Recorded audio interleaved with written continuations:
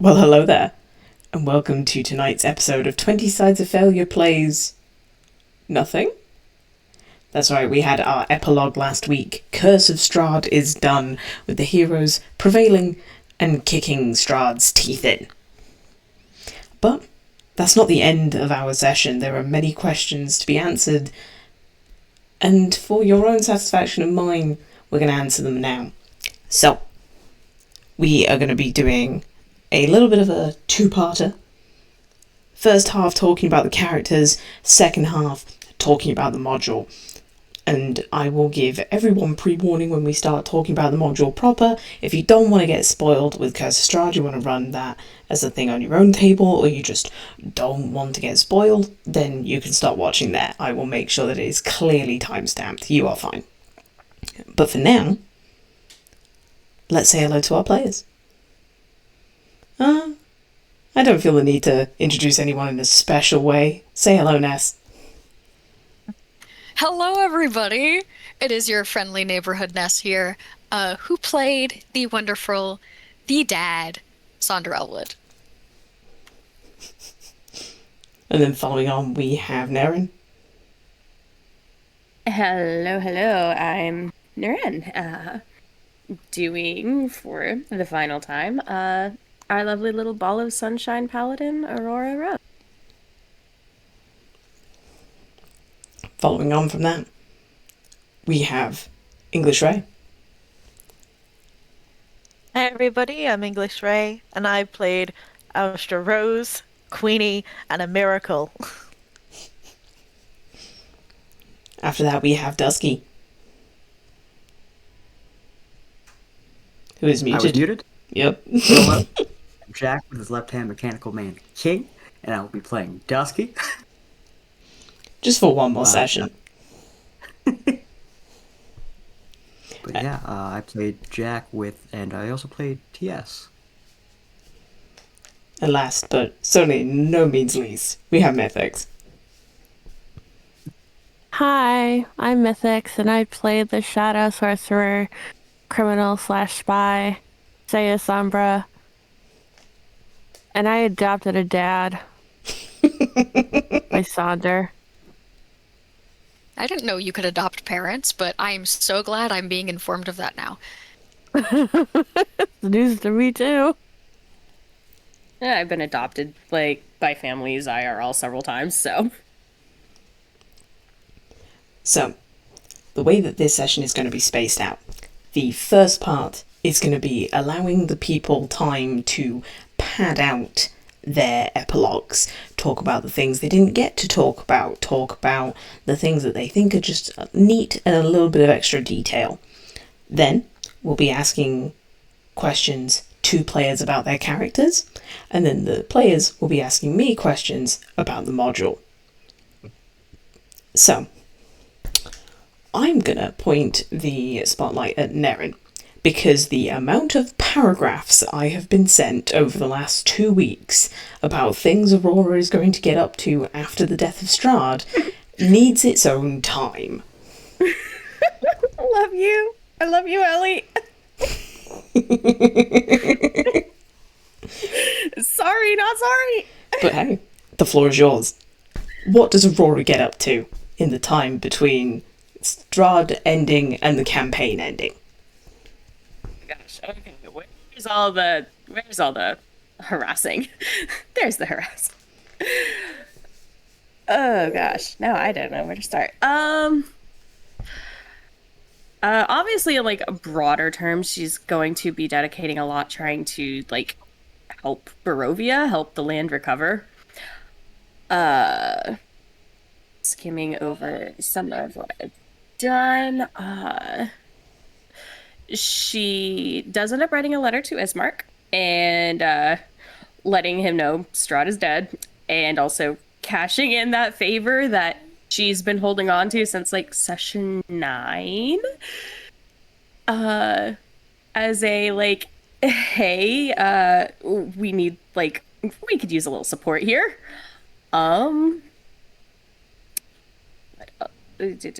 She does ask Austra to keep an eye out for and pursue the line of questioning involving her extending her life, which results in them getting a mage that I told Ellie I was calling Orion, unless told otherwise. So Aurora does get her extended life,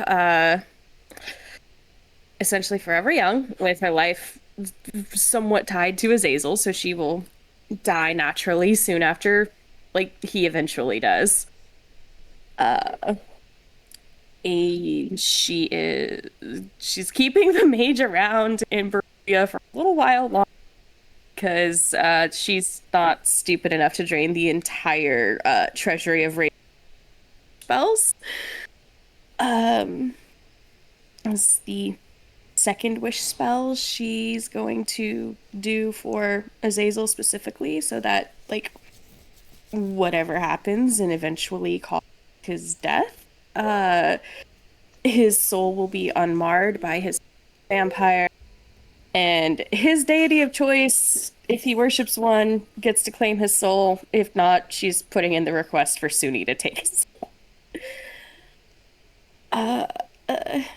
Also employs the mage while they're there, of like, if we can put you to work here, like, we'll pay you if you want to, like, help out.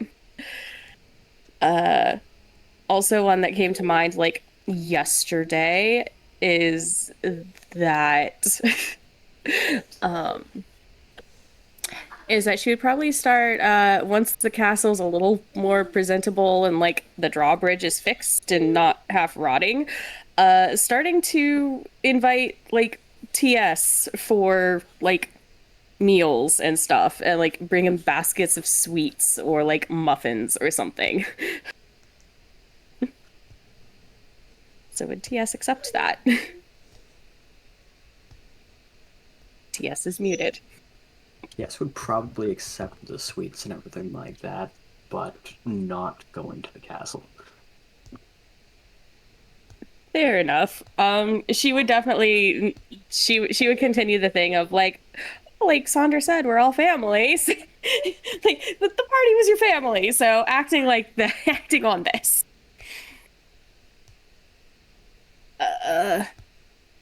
I think that roughly covers a lot of the, like, important stuff that I was messaging eggs about.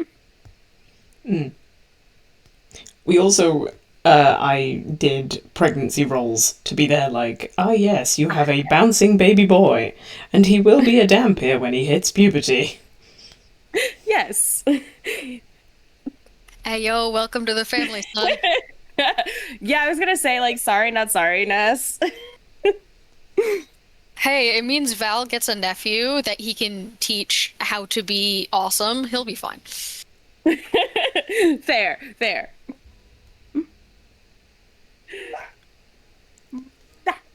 But then I open up the floor a little bit. Is there anyone else that feels that there are any details from their character's epilogues that they want to add to?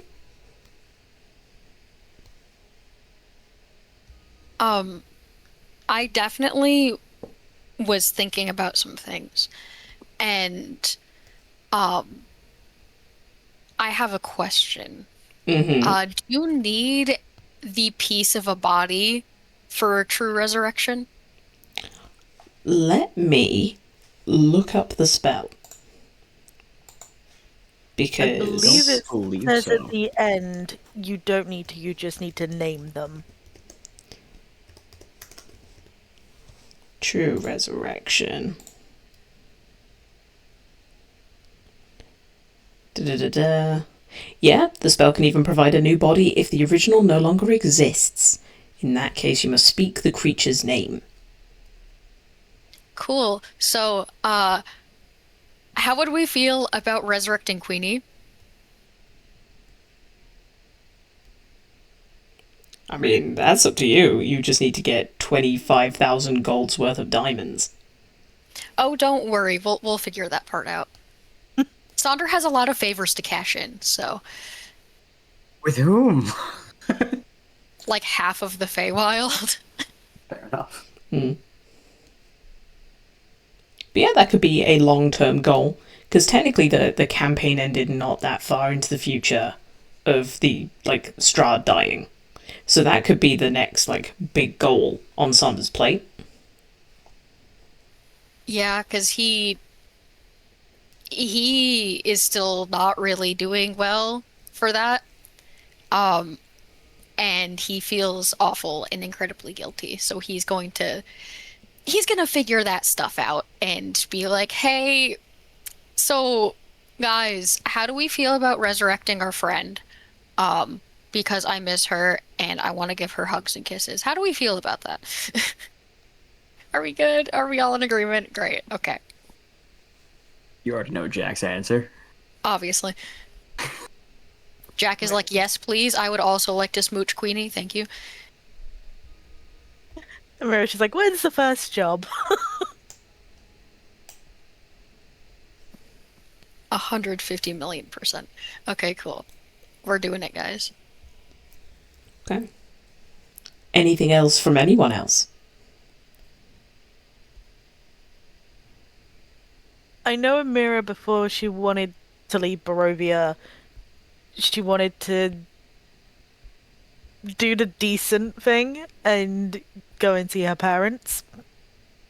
Mm-hmm.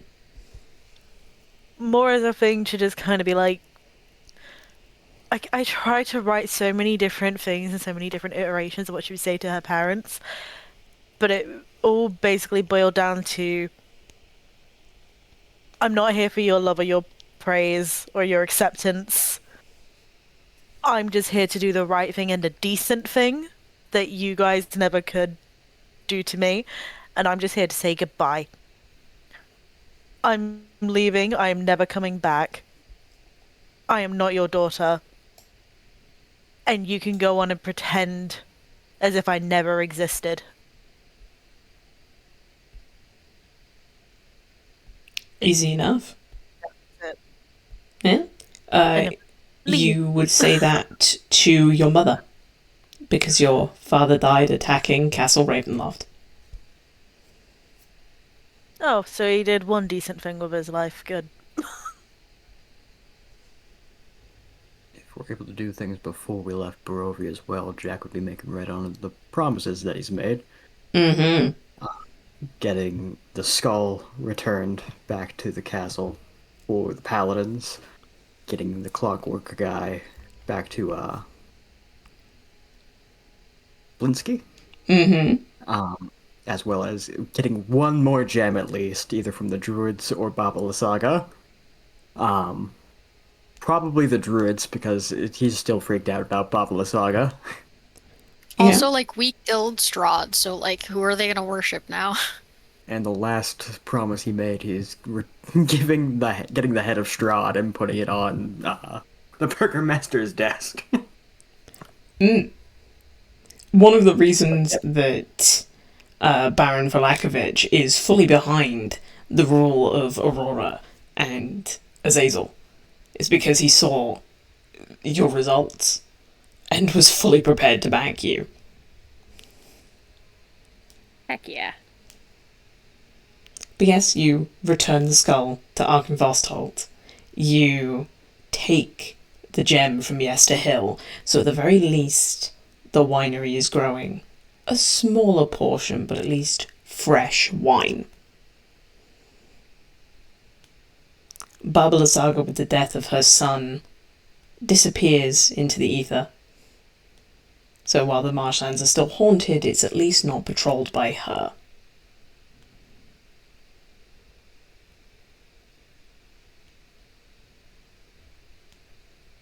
Anything else? I think one thing Saiya would do is she would go back to the place where they initially found Caleb. Mm-hmm. And even though they burned his body, she's gonna like use it as like a grave and basically just be like, I love you, I'll miss you, I'm leaving the spy academy and I'm going somewhere else. and kind of just being at peace, and also low-key just being like, I'm sorry that you were dragged here with me, and I'm sorry that your life ended the way it did.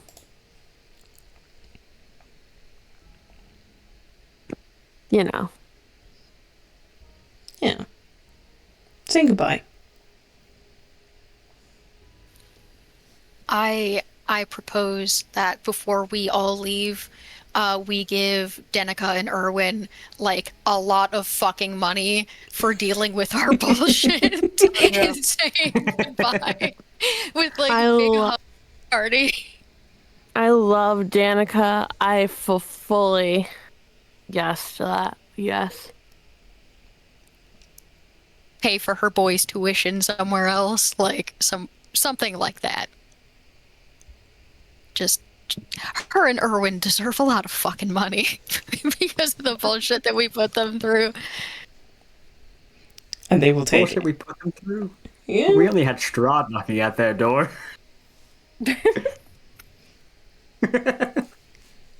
And they will definitely accept any donation you give them.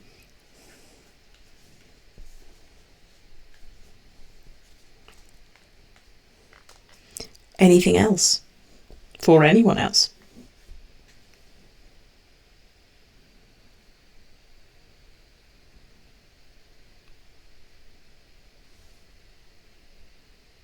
Alright then.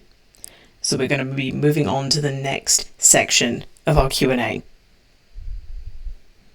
Where you are now, as players, going to get the chance to ask your fellow players questions, should I say, about their characters, both dead and alive. We're going to be starting with Austra and then moving our way around the circle. So this is where the chat can interact as well, and people can comment on the YouTube channel if there is any questions you have for any of our characters. Feel free to post in chat, feel free to post in the comments of the YouTube video, and we will get to you as soon as we see it. So, Ray, let's keep it chronological, and let's start with Austra. Okay.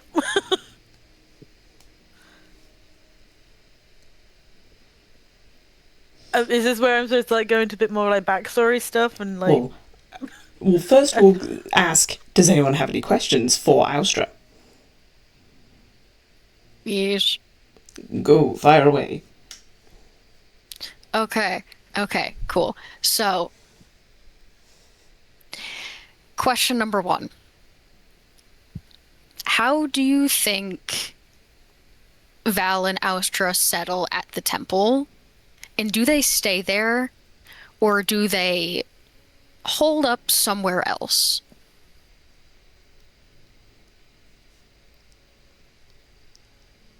I think the temple is more kind of a. For Austra, it was for her. She went back there to be able to get the resources and the people that she needed advice from and help from. The temple has clerics, the temple has resources and a library that she could use because, I mean, she's not getting out of bed for like a good few months just because of everything that happened. And so she's kind of just a shell of a person to begin with and just kind of throwing herself back into like her cleric duties just to basically keep the machine going. And so then it became a thing of, okay, I need to research this for Aurora. I need to bring Valdis back. And so when that does happen, I in my head, they stay there for a while, just while they're kind of setting themselves up again, because obviously Valdis has things that he wants to do. And naturally she's going to go help him, like, figure all that stuff out and solve that. And I think that the temple kind of becomes just like their home base of operation. Because I think it's a place to live, but it's not their home. Mm-hmm. I know, like, we've spoken about stuff like We're like, oh, if they were still alive, like very early on when they died, kind of thing. We're like, oh, if they'd lived, like they would get their own cabin and they would open their own businesses and they would settle somewhere that's far away enough so it's peaceful and quiet and tranquil for them, but close enough to like a town so they can get what they need and then also run their businesses. So it's very much the pace slows down after they've done the stuff that they need to do. And I'm being cryptic on purpose so that you're actually able to explain that more loudest. I'm not going to talk for him. But it's definitely the thing of tempo, build ourselves up, establish money, all that kind of stuff, and then they settle down. Okay. But because of all like the trauma and BS they've been to, it takes a while for them to kind of be off duty. So they're still very much like on edge for probably like 3 or 4 or 5 years. Like, even though they've got their own place kind of thing, it's like, okay, we're good, right? Yeah, we're good. We're okay. Like, yeah, there's nothing after us. It's like, so we can chill.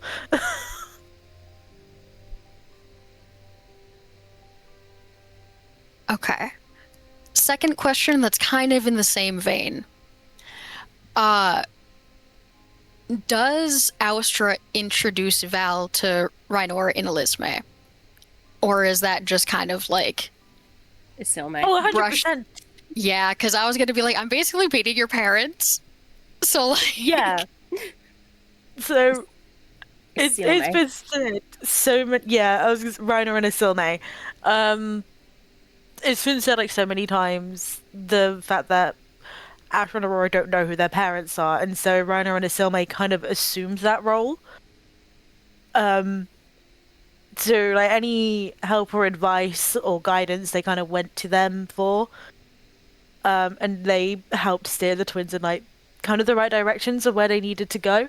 So 100%, like, Austra is definitely going to introduce Valdis to them and be like, "Hey, these are my not parents."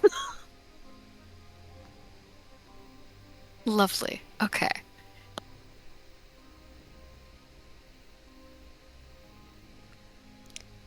Any other questions for Austra?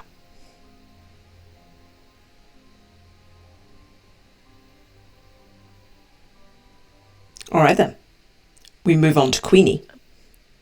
Well, no, technically, no. Backtrack. Right. Yeah. Anything you wish to share about Austra that we didn't know? Anything that you think is a nice little tidbit that you want to share? The floor is open for Austra.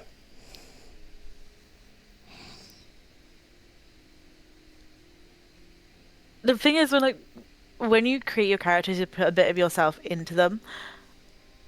Austra challenged a lot of my own kind of thinking. So, like, in the beginning, we kind of had that conversation, and you also picked up on the fact of, like, there was something kind of a blockage in the way between me playing Austra to begin with. And I am one of those people who, when they create a character, tries to...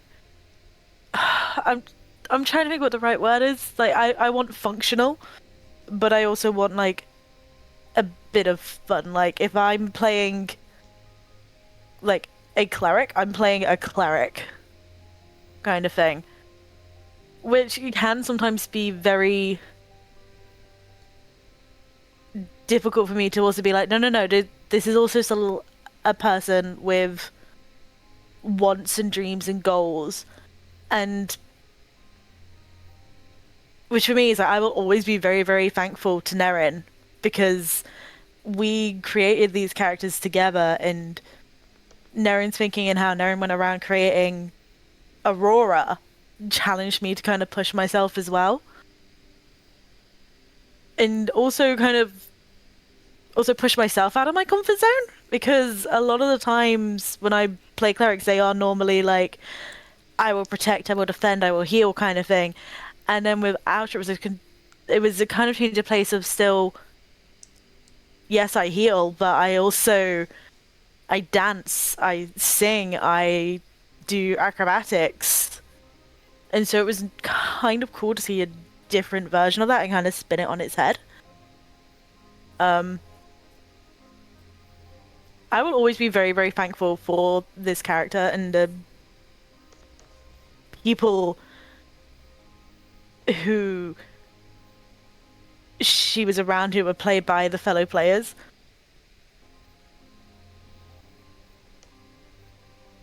Because I have learned so much just from playing that one character, even though it was for a very brief time and then to be brought back again.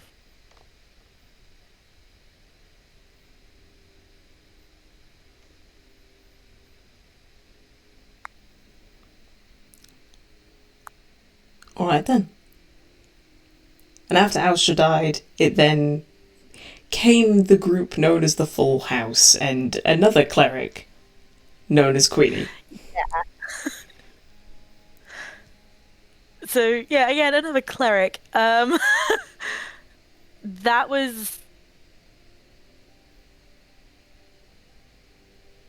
again was also kind of a bit out of a bit more in my comfort zone in the regards of like, this is somebody who will protect the people she's around. This is somebody who has like a very big heart and will do what she thinks is right.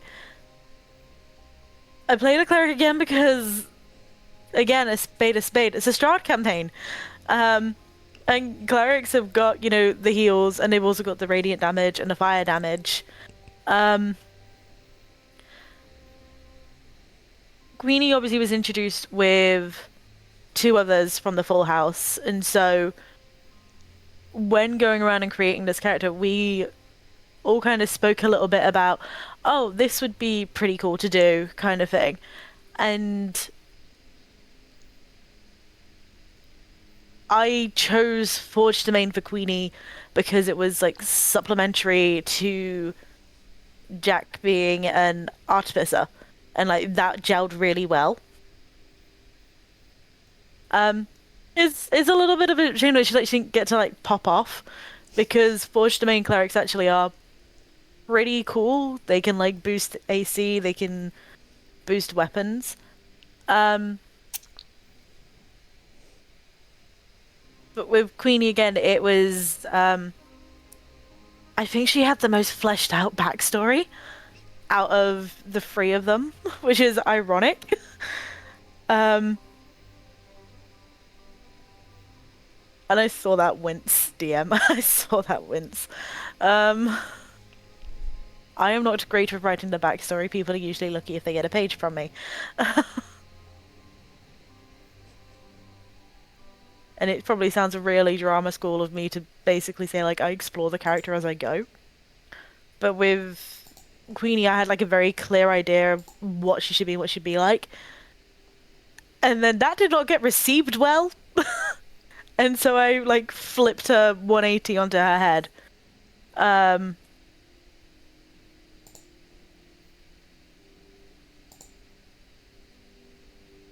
yeah, there was quite a few things about Queenie that people didn't know. So, her mum died when she was young, and her dad did not handle that at all well. And basically became neglectful and abusive. And so she was adopted by her mum's 2 best friends, and they kind of put her on the right path. And then she met Jack when they were kids, and because of kind of the heartbreak that happened around her family and stuff, Queenie became like quite a bit serious. And then when she met Jack, it kind of became a thing of like, oh, I can actually be a kid because I am still a kid, and I can like be happy again. And then that's where her feelings for Jack grew, and it kind of evolved. But because they'd always had that really close friendship, for Queenie it was like, I don't want to ruin that friendship, and that's why she never kind of said anything. but it was also why she went after Jack in the I was about to say the wine cellar, but it's not the wine cellar, the Winery? wine. Thank you, the winery. Because Jack went somewhere completely alone, and Queenie basically was like, not on my watch, and went after him. And then obviously, like, she died. But I feel like for Queenie, that was... I don't think she would ever regret that. And if, like, if we're saying that, like, she does come back, because you get the diamonds and the money and everything together, she would make that abundantly clear to both Jack and Sonder that it wasn't their fault. That was her decision. She's not mad, she's not angry, she's not upset. She did what she did because she loves them both.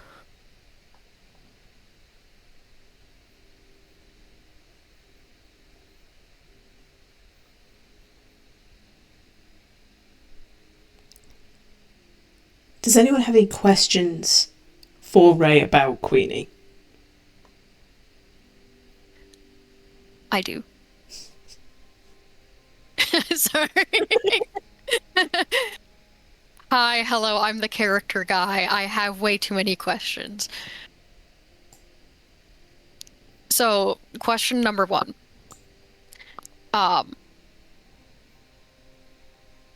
When, because this is a when, not an if. When Queenie does get resurrected, like, what is the first couple things that she wants to do now that she's brought back?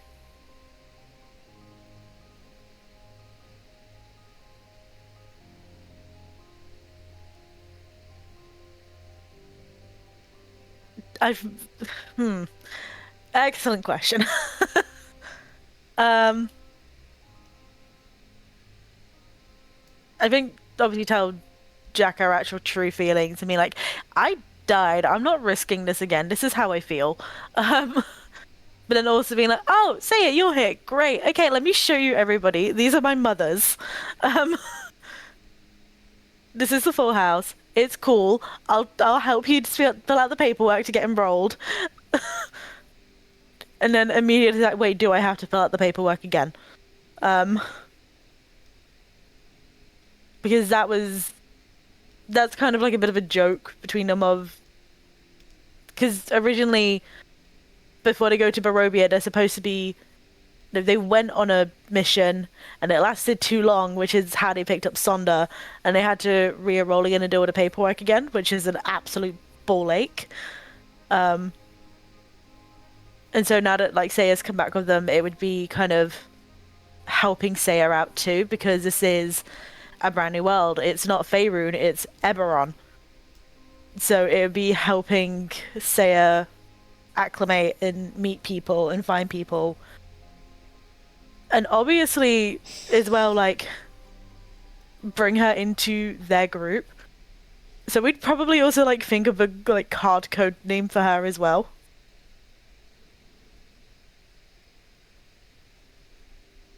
I have a question about Queenie. Okay.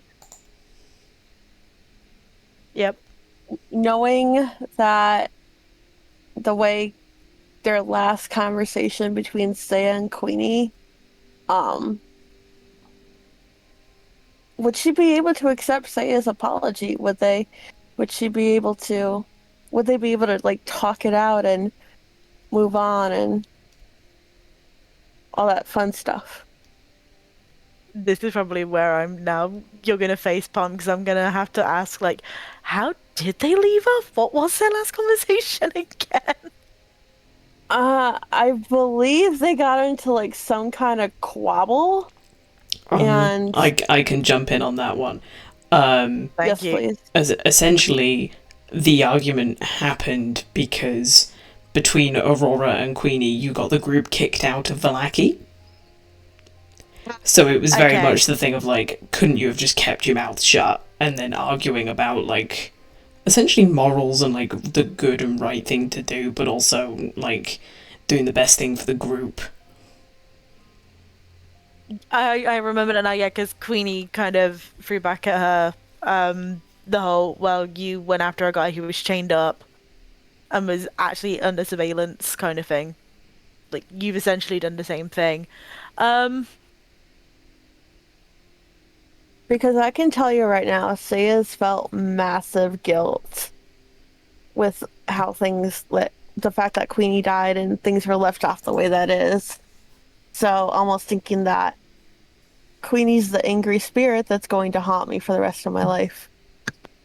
no, Queenie would have forgiven you. It was a lot of emotions. It was Barovia. You know, any decision that you make will have an after effect. Even not doing something has an after effect. There is not a choice that you make that doesn't result in something happening. And so, like, they obviously going into that room, talking to that guy, immediately there was things that could have happened and did happen as a result of that. And with Queenie and Aurora as well, like Queenie has a nickname of being like the Queen of Hearts because she cares so much, and you also have that with our literal ball of sunshine, which is Aurora. Like, the two girls are gonna easily be able to like look at each other and recognize in that moment, oh, we're helping. This isn't even a question, kind of thing. So yeah, she immediately would be like, there is no need for you to feel guilty. I did what I thought was right. Aurora did what she thought was right. You did what you thought was right. There was no right or wrong here. It was just us reacting as ourselves.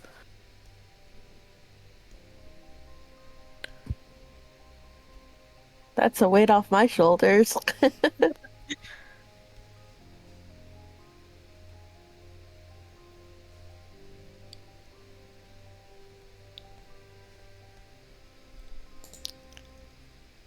In fairness, that's a good question for new players. Just seeing in the chat, Luke is wondering if there is a dictionary or some sort of library of D&D spells or skills. Yes, there are online websites that have essentially collected every single D&D spell and put them in one place. The skills are realistically easy enough to explain, but every class is... You can basically find them online now. If you type in D&D 5e Rogue, you will find all the rules and the listings for the Rogue class, and for every class. But the best thing I can advise is finding either an online copy or a PDF of... I was going to say Tess, it's blocked. It's blocked your link in the chat. But if you put it in the Discord, because I believe Luke is in our 20 Sides Failure, you can pop it in the general, and we'll say that you can use that. But yes, most things are online now. But the best way to answer that question is, fully depends on what character you want to play.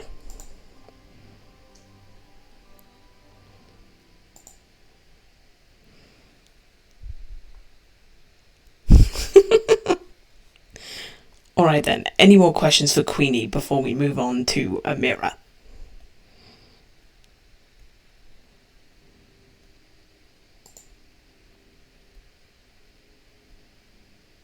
Okay then. Amira? Last but certainly no means least.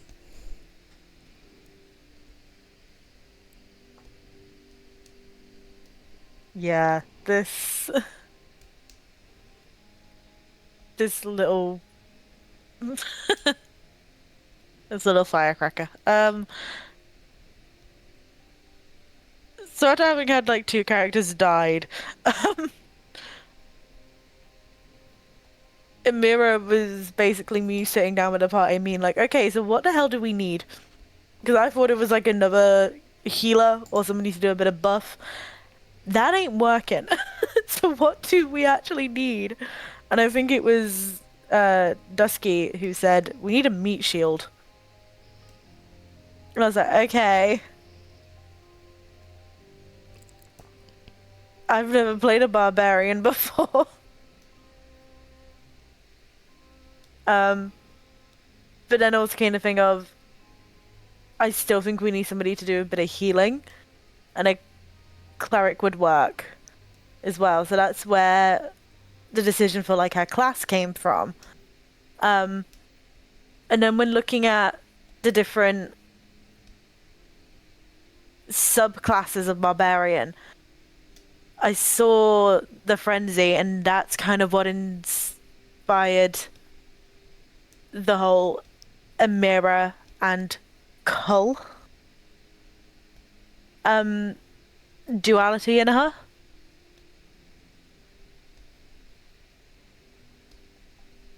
The cleric part, I'm very comfortable and familiar with Tempest Domain clerics.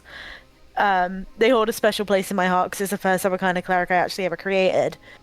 And again, it was the thing of needing AoE, needing healing, and then needing somebody as a damage sponge. And so it kind of will gel well together that way.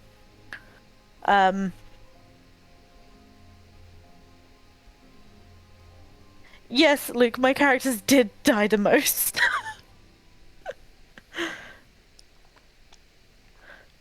I was going to say, Yeah.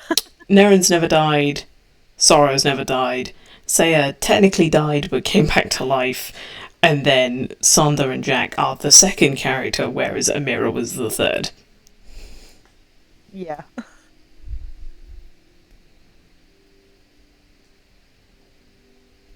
So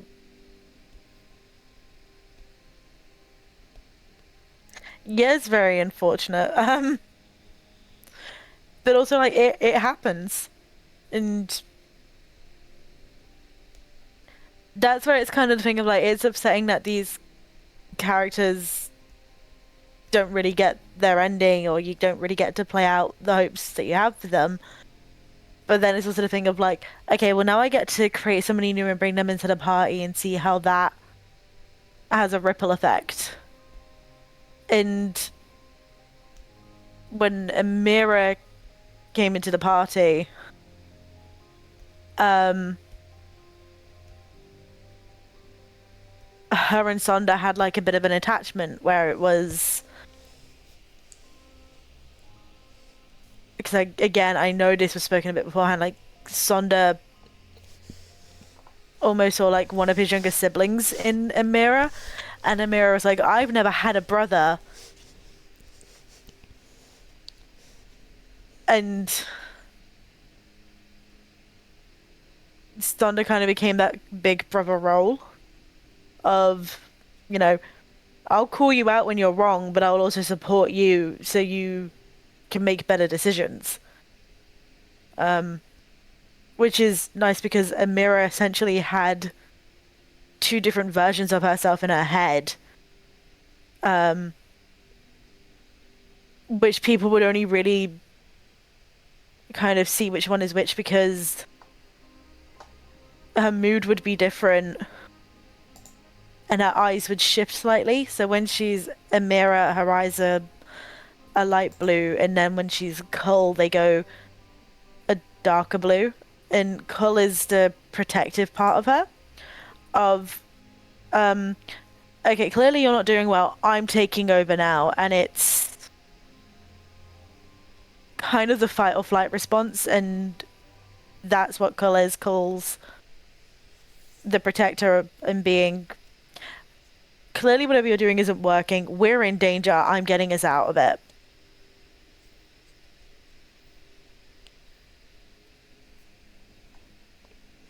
And I know it was spoken about in stream a bit, where Amira's real name isn't actually Amira. Amira's real name, given to her by her parents, is Maria. And then when she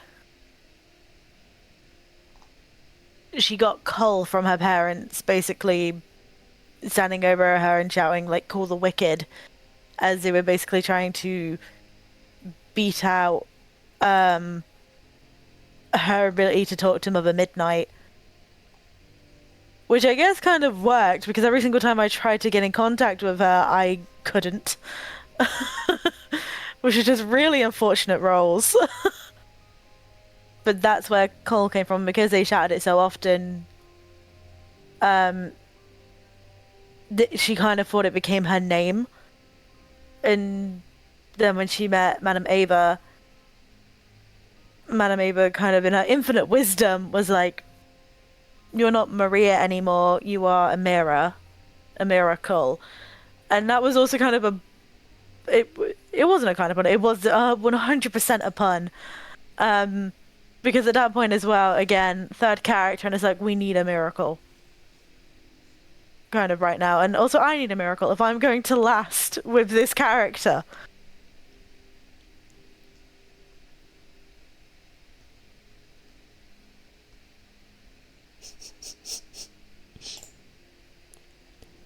Any questions for Amira about Amira?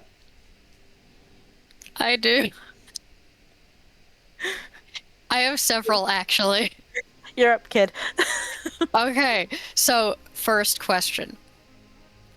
When Amira gets settled in the full house, does she keep the same name? Or does she change it to something more fitting?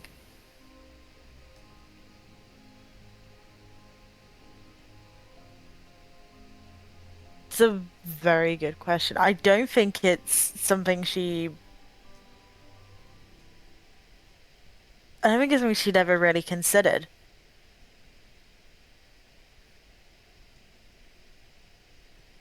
But if anybody like brought the subject to her, like, again, to go back to paperwork, like her signing up kind of thing, because you get to sign up your name and make your name, which is because that's what made Queenie change her name.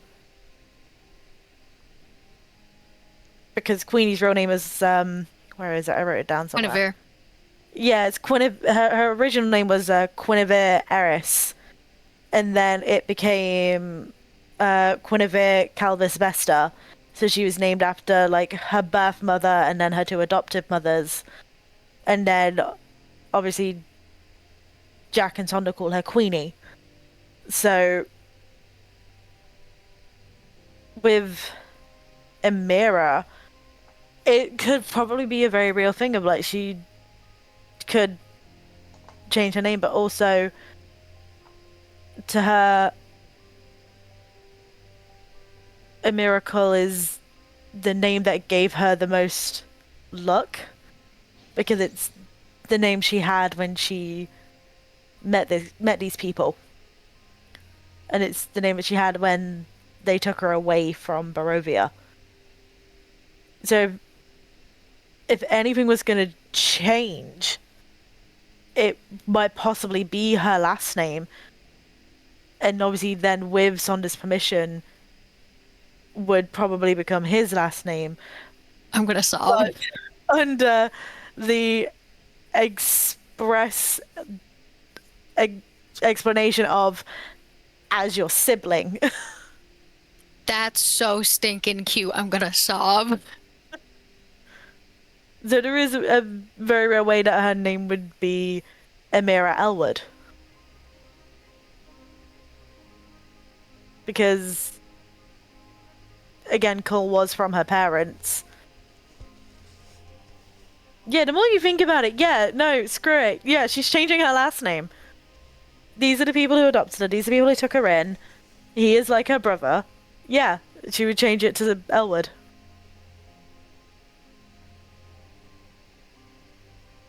Second question along the same lines.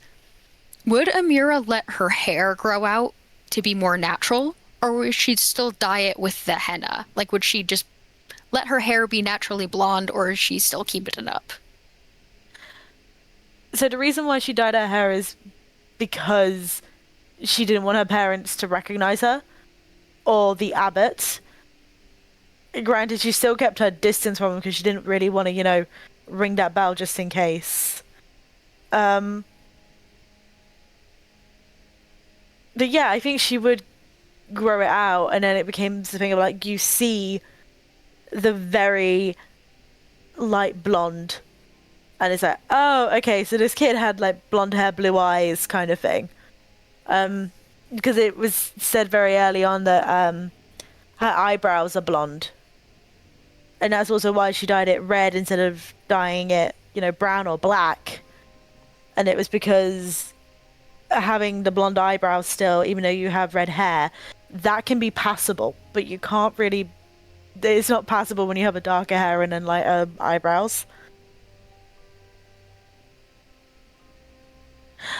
I have made a few characters with pun names, Luke.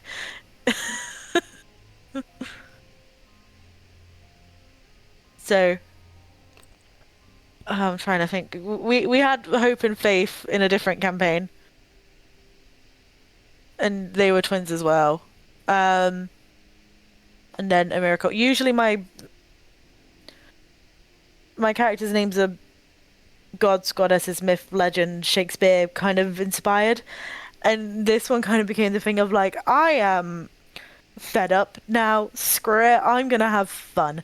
And that's when the pun names kind of come out.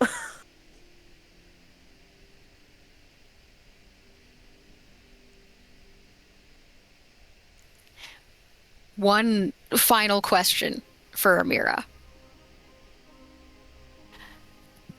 When she does get settled in the full house, what kind of role does she play? Does she take up a job? Does she take up a hobby? Like, where does she fall into the, excuse my own pun, into the gears of the guild? Like, what do you see her doing with her life?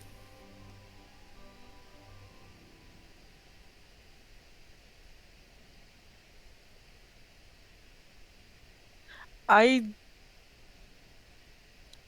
see her actually being happy and not like the fake happy that she was putting on kind of thing to like keep everybody going, but actually being truly happy. And probably to begin with, she splits between people to kind of see like, oh, what are you doing? What are you doing? What are you doing? That's cool. Can I learn this? Can I learn that kind of thing? So she would very early on become like an apprentice, because you've got Jack and Queenie essentially doing forge work. Queenie also does leather working. Then you've got Sonder as well, who I believe Sonder whittles? Yeah, he does woodwork. Yeah. Yeah, so then you've also got that there. And then I'm trying to think what Saiya can do. She can draw. None of those skills. No, but like Saiya has like her own kind of skills, so it becomes a thing of like she becomes a sponge and just wants to learn so much that because in Barovia all she really had was kind of like your wit and your axe, and now she gets to be more. So I think she becomes like everybody's apprentice a bit, and probably bugs the absolute shit out of them, because it's just like this would have gone a whole lot quicker. It wouldn't have taken me 3 days. It probably would have taken me like half a day. But because you're asking all these questions and you're getting involved and you're poking like your fingers where you should not poke, because this is actual work and you will injure yourself. So she probably annoys a lot of people, but she's actually happy. She technically becomes like a Renaissance woman, just a little bit of dabble in everything, just to figure herself out. Yeah, and obviously when they go out on missions and stuff, like, she is there because she is still very much proficient with her battle axe. That's not something that's gonna just let up. That's still ingrained with her of like, every morning you do the exercises, you still keep up with it because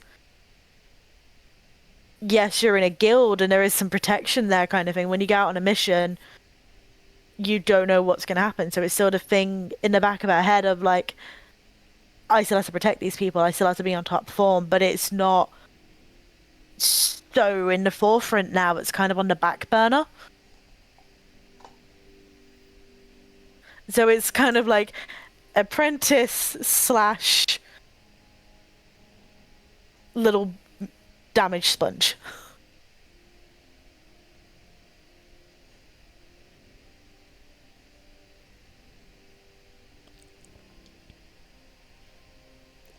Anything else for Amira?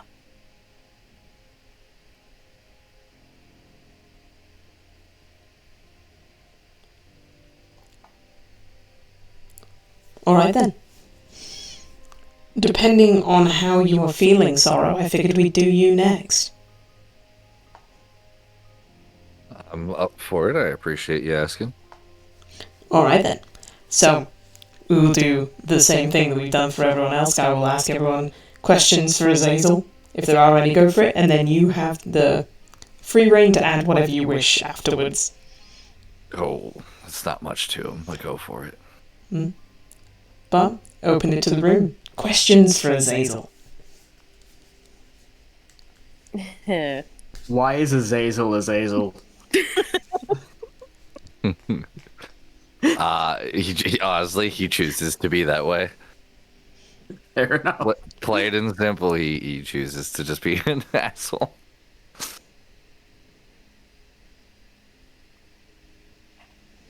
I have a small list I've been. Don't worry, it's shorter than what I sent you. Fair enough.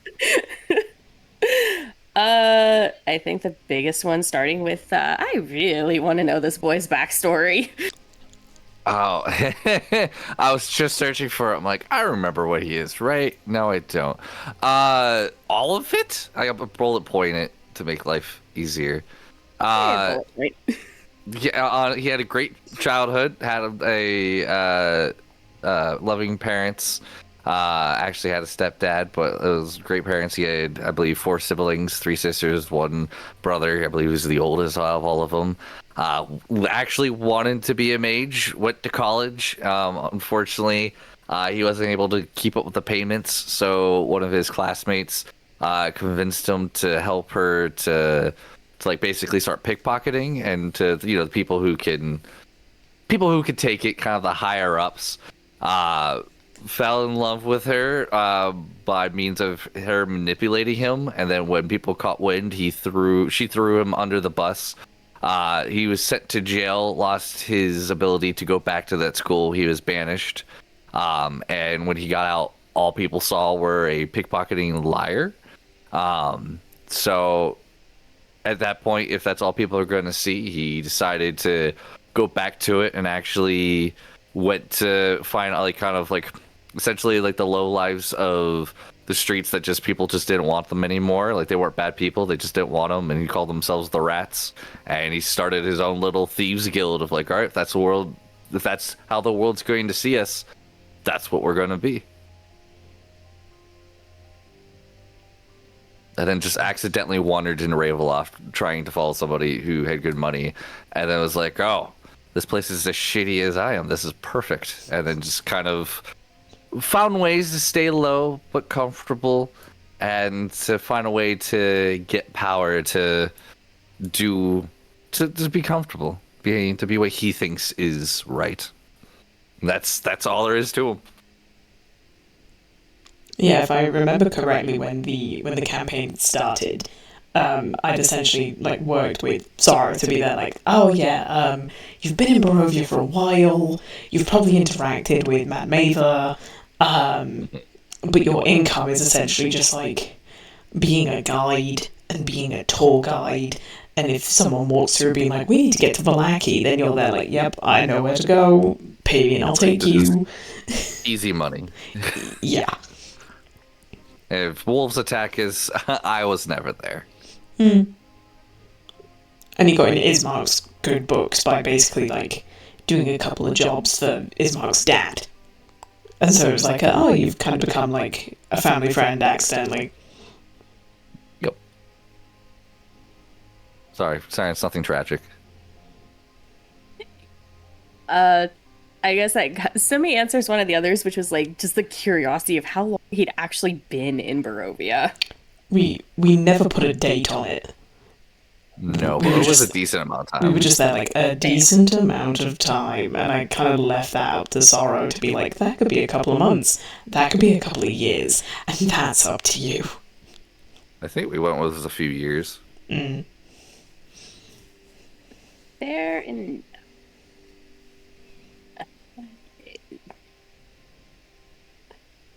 Okay, just because I have never kind of let this one go, it's always been in the back of my. What did he put in Austra's bag? a literal silver coin. That was it. It was mixed in with all your other coins, all everything. It was just a silver coin. I love it. I just truly knew you guys would just be like, what the fuck was it? And I'm like, I'm fucking with them, and I'm putting this in there.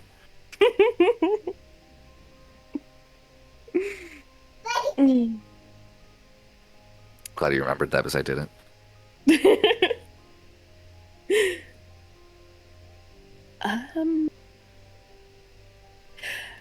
Okay, I know Mythics wanted to know more about this too, but the Azazel and TS father sons.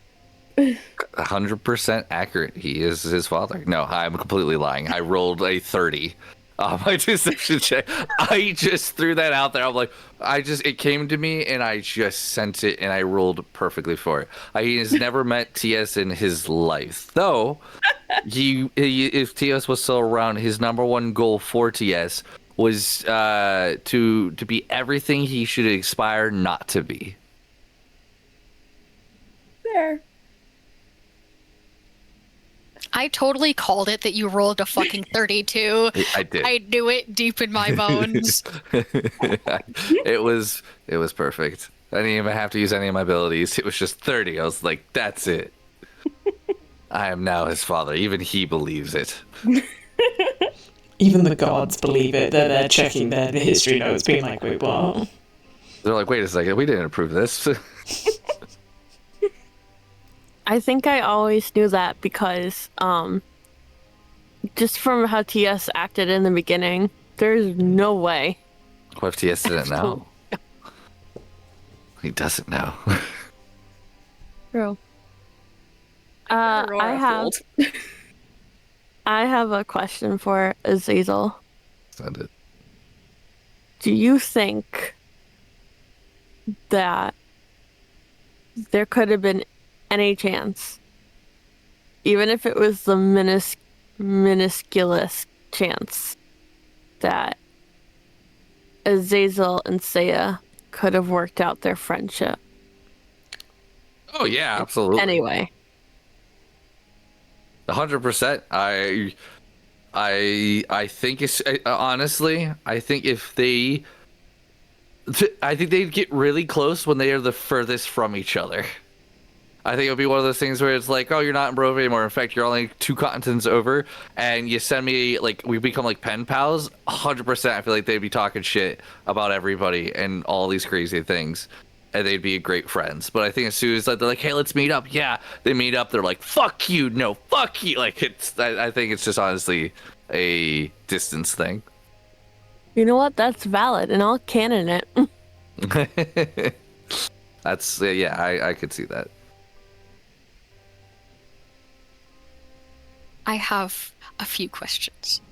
No. Yes, dear God, there's more. No. So, first one.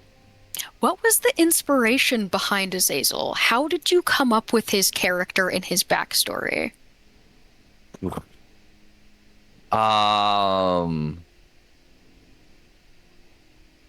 I truthfully, I wanted to come up with a thing where it doesn't matter if he's there or not.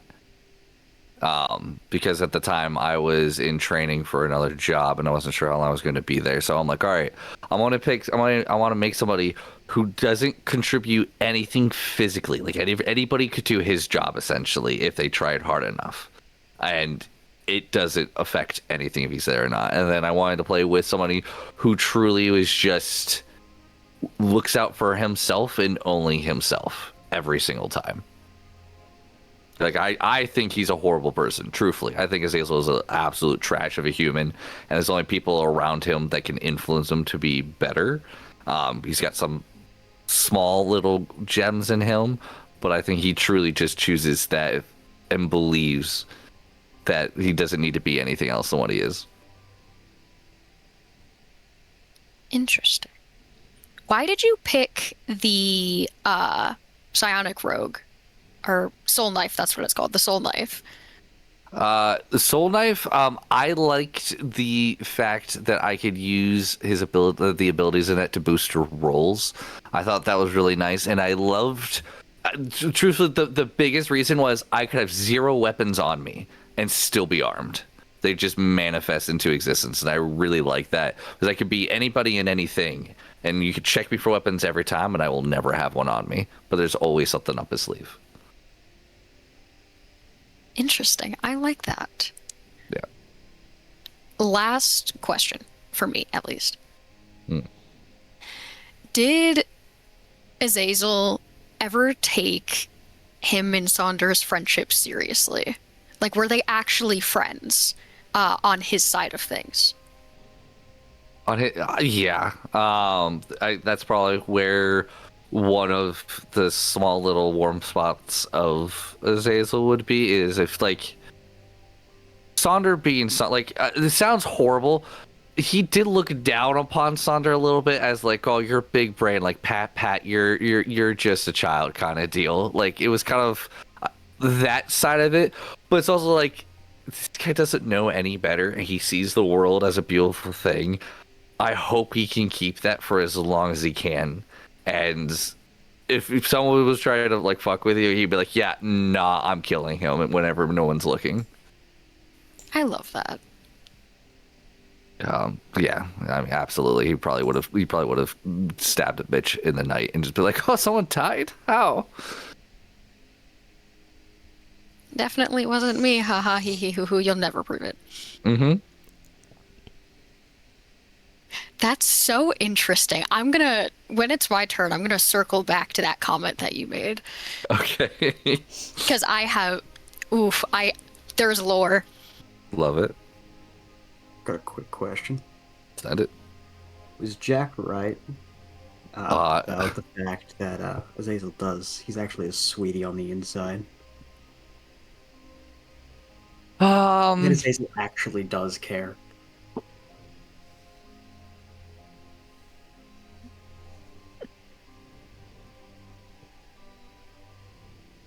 Yes, and I'll say, like, yes and no. Does he have a soft spot? Yes. Like, you know, if you can wheedle your way into it, he can be a very kind person. But it's very hard to get there. And unfortunately, there's always going to be a little bit guard from him, just because he believes all people are deceitful and out to stab you back at some point as soon as it's advantageous to them. So not to the extent Jack was putting out there, but a little bit. That's fair.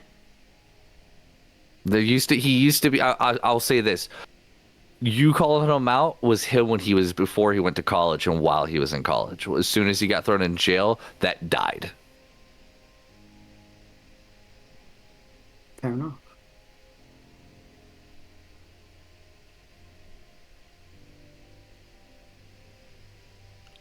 Anything else? Oh, go on.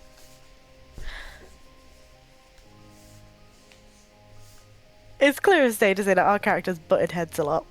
No. Love you, Never. Asher. Right back at you. Obviously, they're kind of now stuck with each other through Aurora. Do you think they would ever actually, if not friends, be cordial with each other and, like, air out everything that happened? Because Austra? yeah.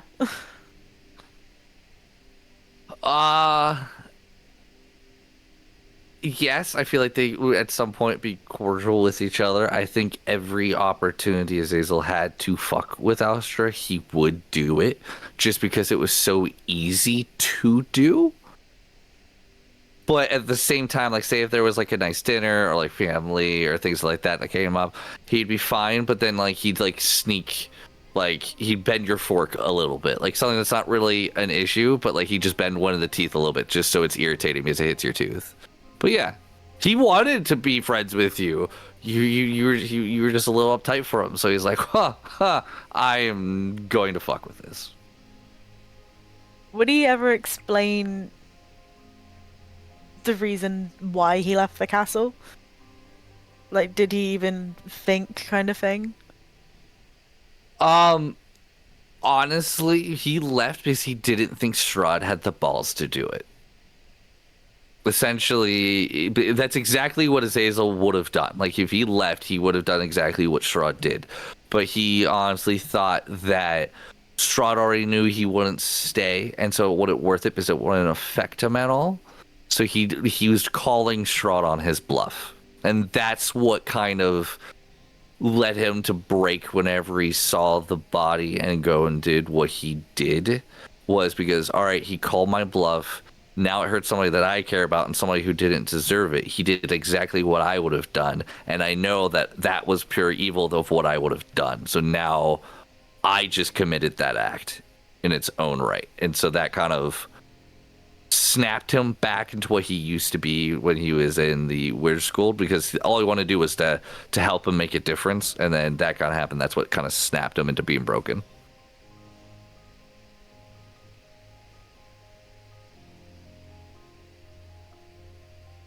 Cocky little shit.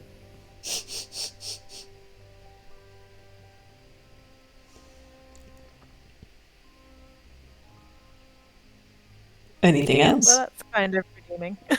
With redeeming? Not very few redeeming facts. If you want to get on Azazel's good side, all you have to do is have him make pancakes. You make the pancakes for him. Very good moment. Also give him a talking stick. Yep. No, that's not my time yet. Never mind, continue. Well, no, you talked about, like, it was time for questions, and then if there's anything I wanted to add, do it after. That's why I was waiting. That's why I saw your face, DM. It's more the thing of, like, every now and again just stuttering for 5 seconds, be like, anything else? And anything else? And anything else? I'm not that popular. I'm so sorry.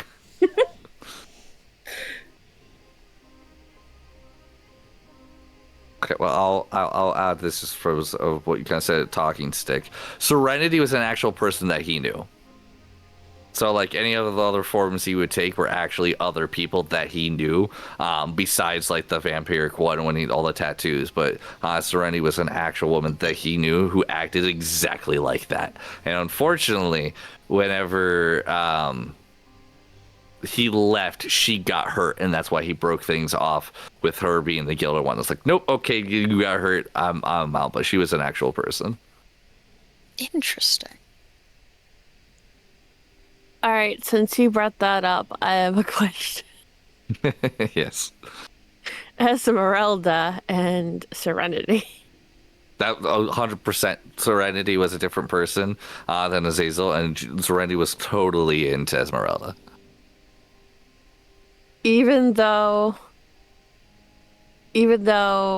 Serenity was also Azazel and had feelings for Aurora.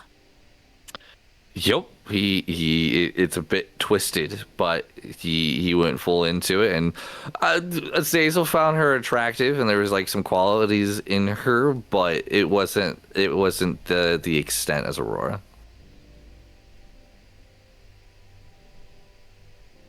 First, Esmeralda wanted to kill Azazel too after he became a vampire, but you know, that's kind of hot. Oh my god. I just remember talking about this with Artemis and just being like, should we really be trying to push them together? Like, isn't this gonna mess everything up for you too? You don't know till you know. Luke has a question. Type away, Luke. Oh. Where do I need to be looking for this? Is this in Twitch? Twitch chat. Oh, I need to bring that up. Did Azazel turn into someone he didn't like on purpose? Otherwise, people will read it to me. That is one hell of a question, Luke. Uh-oh. Did Azazel turn into someone he didn't like on purpose? Say that again? Did Azazel turn into someone he didn't like on purpose?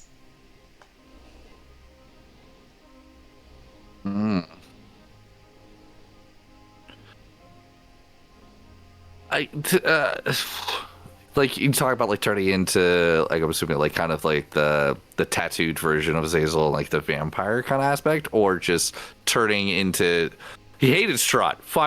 He hated being in Strahd, turning into Strahd. Absolutely despised it because Strahd. There was a dick swinging contest between Azazel and Strahd, big time. So he hated having to pretend to be him. Azazel also hates himself entirely for being a vampire. Absolutely hates his guts and his soul. But the vampiric side of him says it's powerful and it's needed, and he's falling into that a bit. And there may or may not have been times when people threw him under the bus back in the day when he was for starting the Rats Guild that he would intentionally take the form of wealthy people and ruin their image, like going and sleeping with just in brothels and things of that nature just to destroy their image. So yeah. Being a changeling, you have a lot of power. Like, oh, you're a high-ranking official? I'm going to go to 5 different brothels, to each of them walking to them naked in the path. Done. Good question. Thank you.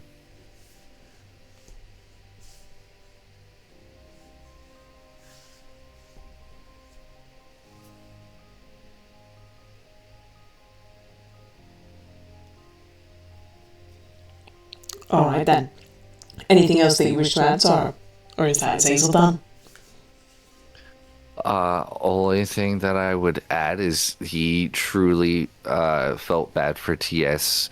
That he was gone, and he truly did want to be what was the word I used? Somebody to look up to onto what exactly he should never strive to be doing, like to be the best example of what not to be. That was his number one goal for TS. Other than that, no, he's just a grade 8 asshole who looks out for himself 9 out of 10 times. Mm-hmm.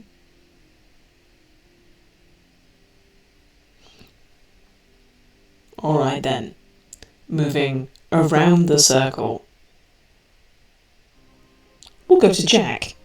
Jack and TS with Dusky. Hey.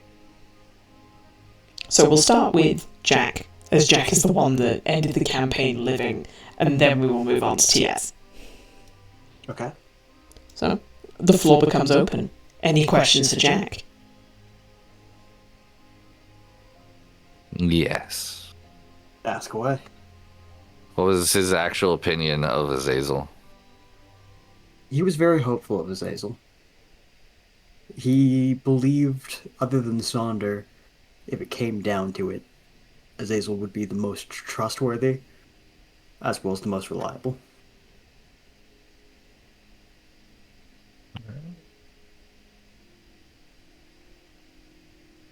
Immediately mutes himself.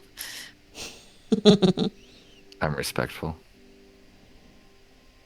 That's a lion slander. Then I fought your sister, and that's a compliment.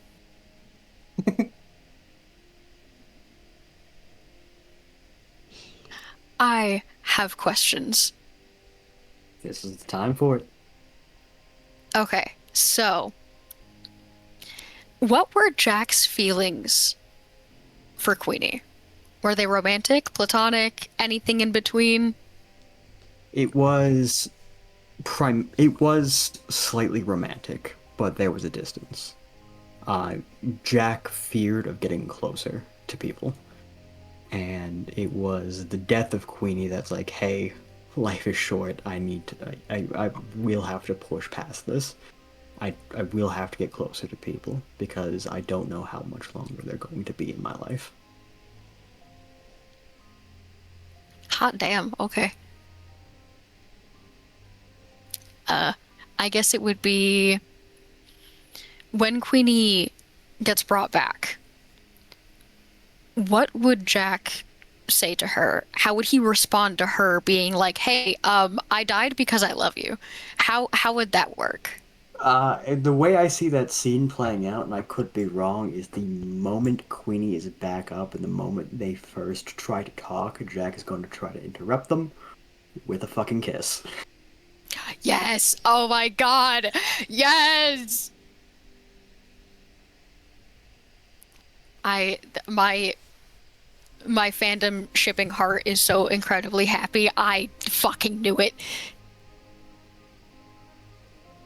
Please tell me they get married. And please tell me I'm invited to the wedding. No, you're the only one not invited to the wedding. I'm sorry, Sonder. Yeah, the reason why you're not invited is because you're the officiant.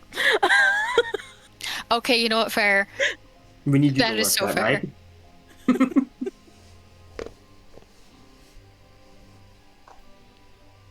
Again, same kind of question that I posed to Asher. What was your inspiration behind Jack? And why Artificer, specifically? Why Artificer? That was the first one, is because,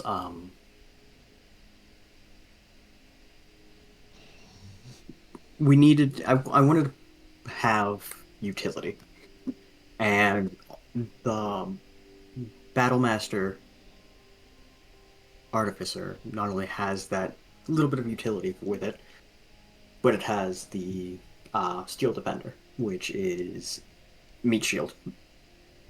Something to put in between yourself or somebody else and the enemy, which is just like, hey, this is hard. We might need this.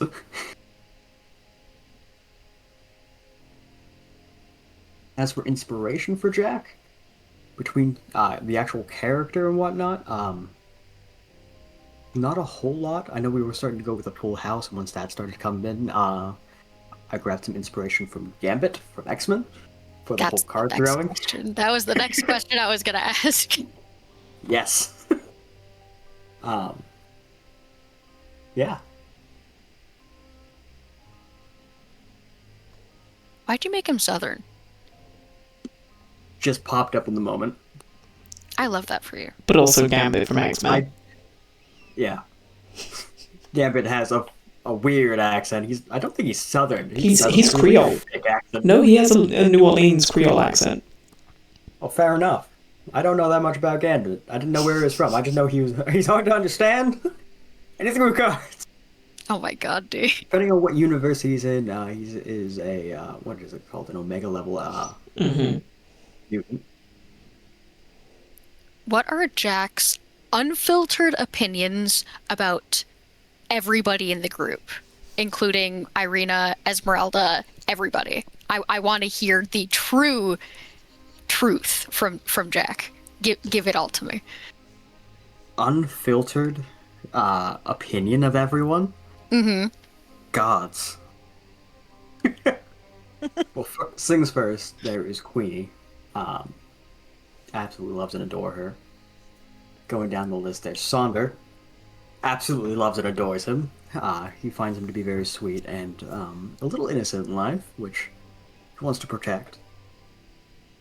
Then there is Aurora, which is just a beacon of light that he did need.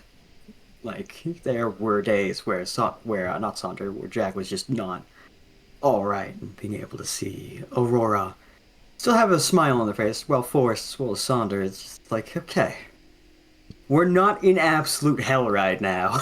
People can still smile, we can still do this. Whenever it gets to Saiya, he felt pretty sorry for her, because she's in hell with everyone else, but she is going through a lot more because she's still growing. She was sectioned herself off a lot, and so he This place is not a good place to be growing up in, especially if you're not used to it or started living here. Same would go for Amira. He just really wanted to help them, and he didn't know how. First step is, of course, fixing Barovia, but that is beyond his capabilities. Whenever it came to Irina, he felt bad. His main goal for everyone was, he asked everyone what their dreams were, and he wanted to help everyone achieve those as a thank you.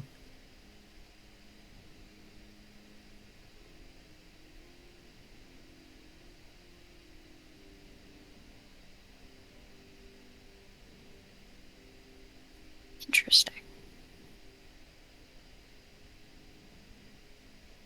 But he never thought badly of anyone.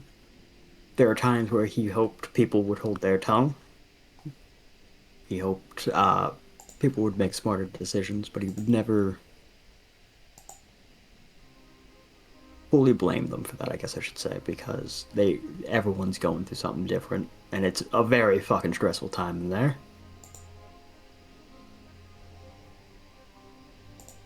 So, I'm curious because I got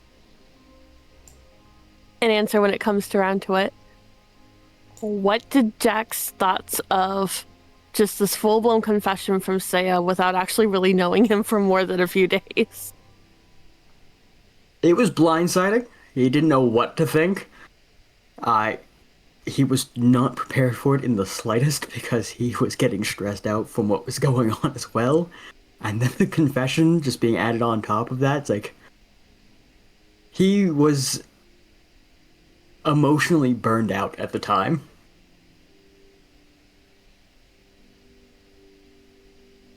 Poor Jack, we saw him struggle so much through everything. This is why when we actually get back to the full house, Sonder isn't letting go of anybody for a full solid, 24 hours.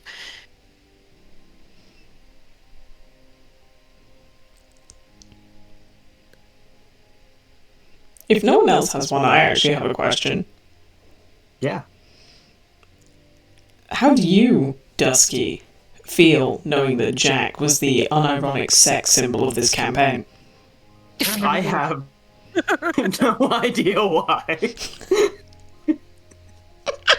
He's great! What do you mean? He's a golden boy with a golden heart. Whenever I make characters, I don't plan on making characters that are going to be the forefront of parties or anything like that. I always plan to make a side character, be able to help other people, push what they want to do. But it never goes that way. As seen by Maxwell. I decided that I have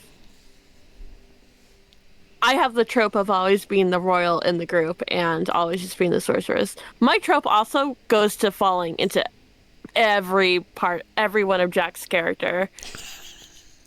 Or at least try not to. And I tried really fucking hard not to let that happen this time. I did. I really did. I mean, it also helps that sorry. It also helps you start the campaign as a 13-year-old. Facts. Well, that too. Not expecting that 13-year-old to die. But I saw... Okay, when you get to TS, I'll explain more about that.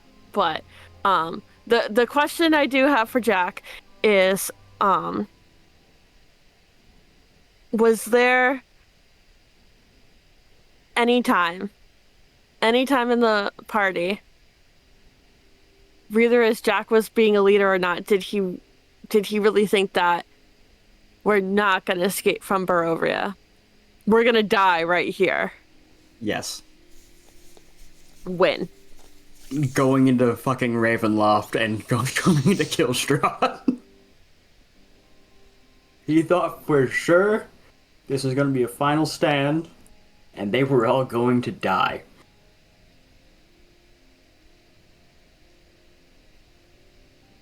Is that why he asked, or was going to ask Austra to banishment Sonder? Yes. I'm so glad that that didn't happen.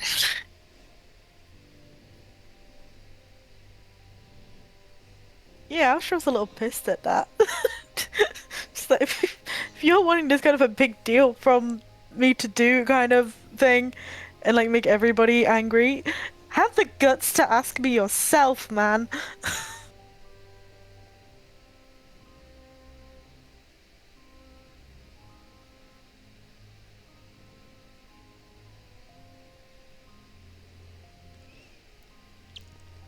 Alright, anything else for Jack?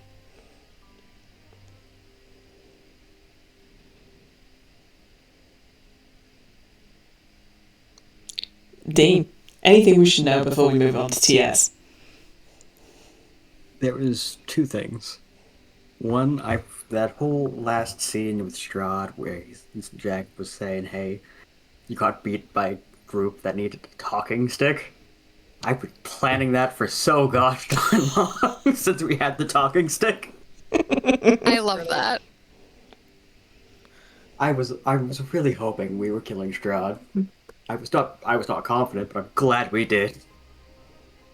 And the second thing was there was whenever it was the last session, because I thought Queenie was going to be dead and that we weren't going to be bringing back Queenie, but that changed.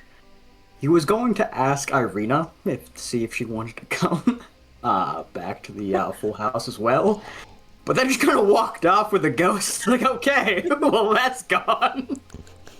Yeah. Feels bad, but feels good at the same time. Well, you got your happy ending, I guess. Maybe.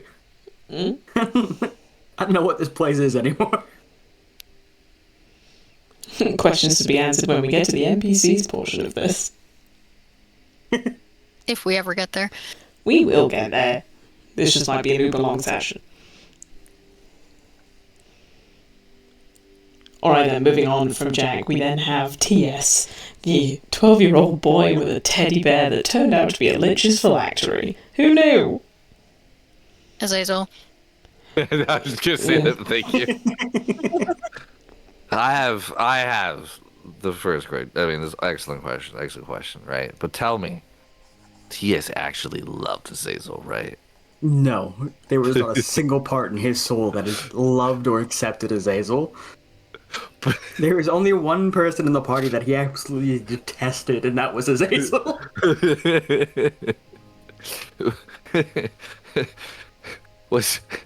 Tell me what went through TS's mind when the entire party agreed that Azazel's bad, and then he comes down and everyone accepts him and helps him make pancakes and waffles. You know that scene from The Lion King? With Scar and the hyenas? I'm surrounded by idiots. Thank you. I have TS a was question thrown for such a TS. loop. Go for it. The one thing that kind of stuck out to me where I feel like Seiya and TS would have been really good friends is because he had told Seiya, is it okay to keep secrets or something along that lines, and she gave her answer knowing that she had secrets of her own. What was the secret TS had?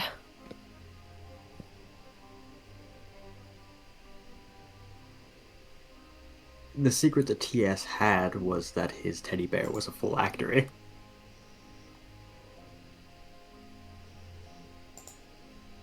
And do you think Seiya and TS would have been really good friends? Honestly speaking, yes, because Seiya kept their distance from TS, as well as TS kept his distance, and that's something he was respecting. TS is not a trusting person, so the fact that you were just keeping your distance meant, like, okay, you had no interest in him. which was then like, hey, you're not trying to get at me. Fantastic, which means you don't care about me, which means I can get close to you and it's gonna be alright. See, I always thought that because of how, like, young Seiya is and how young TS is. And honestly, with Amira, they could have been the three besties and the three children of the group.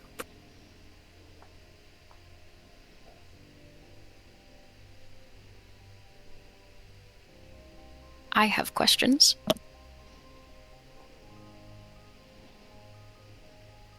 Again, inspiration, like, why Circle of Spores? Why make him 13? I want to know all of it. 13? Because I didn't want to do romance. That's so fair. Just play a kid. I've never stopped anyone before. No, I'm kidding. Why Circle of Spores? Going a bit into the actual character build of TS, as well as the druid, is I didn't plan on him actually being a druid. He was never going to use wild shape to turn into an animal or anything like that, because his power wasn't his power. His power came from the phylactery. It was... No wanting to spoil the secret of the phylactery, but it was what was inside the phylactery that was helping him, was doing the spells, was reaching out. And it paired well with the Circle of Spores, because in the Circle of Spores, you get an aura that goes around you. I believe it was 10 feet, that just lashes out at things that are aggressive and all that jazz. So it was able to flavor very well.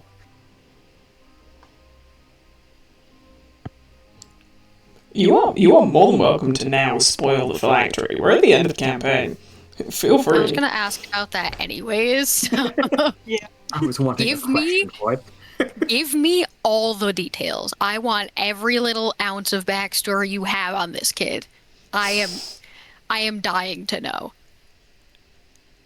The basic synopsis of TS's backstory is he is the child of Artemis Starbane. No, fuck you. Artemis people isn't in the even factory- fucking real anymore. What do you mean? The people who were trapped in the phylactery were his parents. It happened on his 10th birthday. He was going down to greet his parents that morning. It was in the middle of the ritual and it messed up, trapping both of his parents inside the phylactery. Partly why he doesn't like parties. And it was traveling around for about 2 to 3 years by himself, trying to figure out ways to save his parents. He didn't want to be alone, but it's hard to reach out to people and be like, hey, liches, am I right? Just a tad.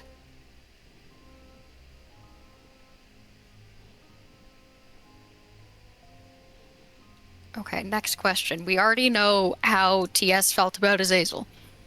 What were his opinions on the rest of the group?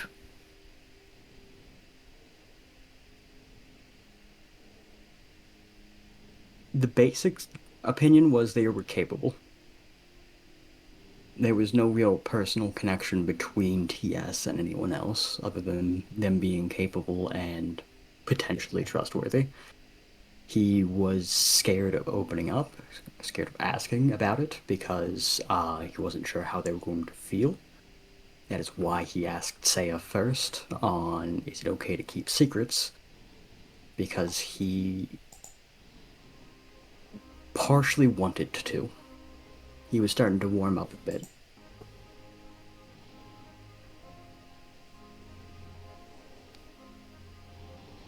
So, now that TS has been brought back, and he's hanging out with Mr. Lich in his cavern, what do you see TS's life being like going from here? A simple and quiet one. He'll stick with the Lich, probably learn a little bit of his magics if he's willing to teach, but he doesn't really need to do much else. He wasn't wanting to learn magic or anything like that. It's primarily just more of a passive life. If he finds something that interests him, he'll probably move forward with that and learn something like that, but he's not an adventurer. He did not like going out and doing the things he did.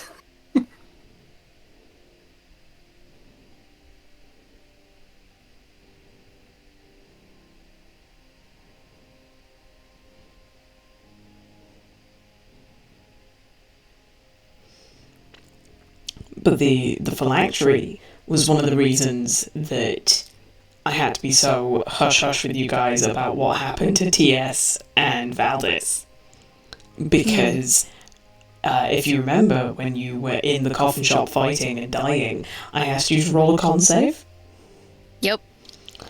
Your souls get to the phylactery. Yeah, you failed the con save. So there was never any Valdis and TS came back. It was Valdis and TS became blood bags on the floor of the coffin shop because their souls were in the phylactery. That's so fair. No wonder why Austra didn't find them. Yeah. That wasn't fun. So whenever you were there, like, oh, like, Valdis is probably doing this inside Ravenloft, I was like, Valdis is wolf food in the forest. But That okay. makes a lot of sense. Val and wolves don't really get along that well, so it works. It's like, Val's corpse is being used to feed the wolves of Ravenloft, but get on, king. And then, Hey, it means that he didn't suffer, so ayo. very true. And then when one of the revenants possessed TS's body, I was like, oh, I hope they go back to Arkenvost. I hope they go back to Arkenvost. Please go back to the castle. Luke had a question. That he does. If TS has this whole thing with a lich, wouldn't that make him one? No. Because there's a ritual you need to perform as well as to make a phylactery, and that's not something TS would do. If anything, you'd get Because all- wizard training. All liches are pretty much wizards or people who have performed a specific ritual to be able to extend their life by putting their soul into a phylactery and then feeding that phylactery.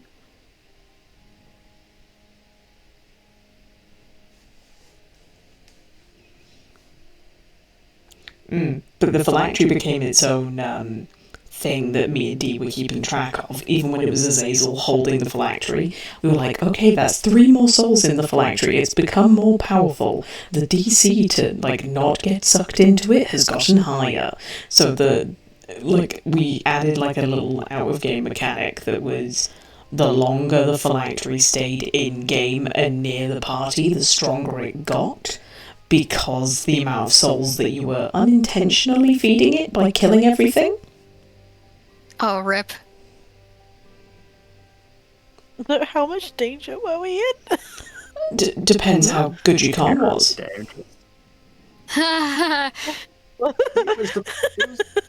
If we had moderate constitution, it was about 50-50. Well, I'm glad none of us actually, like, fucking died after that. I think you had to get a, what was it called? I think you had to get a DC 14 con by the end of the campaign. Oh, damn. What was the DC at the beginning? It was At like, the very beginning, it was 9. it was a 9, yeah. Oh, wow, rip. By think the time we died in the coffin shop, I believe it was either 11 or 10. 10, I think it was an 11, yeah, because I think Val rolled a 10 and I just went, oof. Yeah.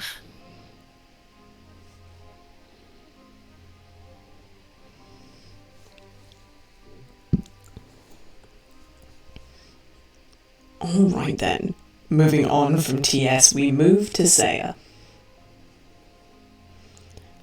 Mythics, you did send me that PDF, so if you want, I can just read from there, or you can answer the questions yourself.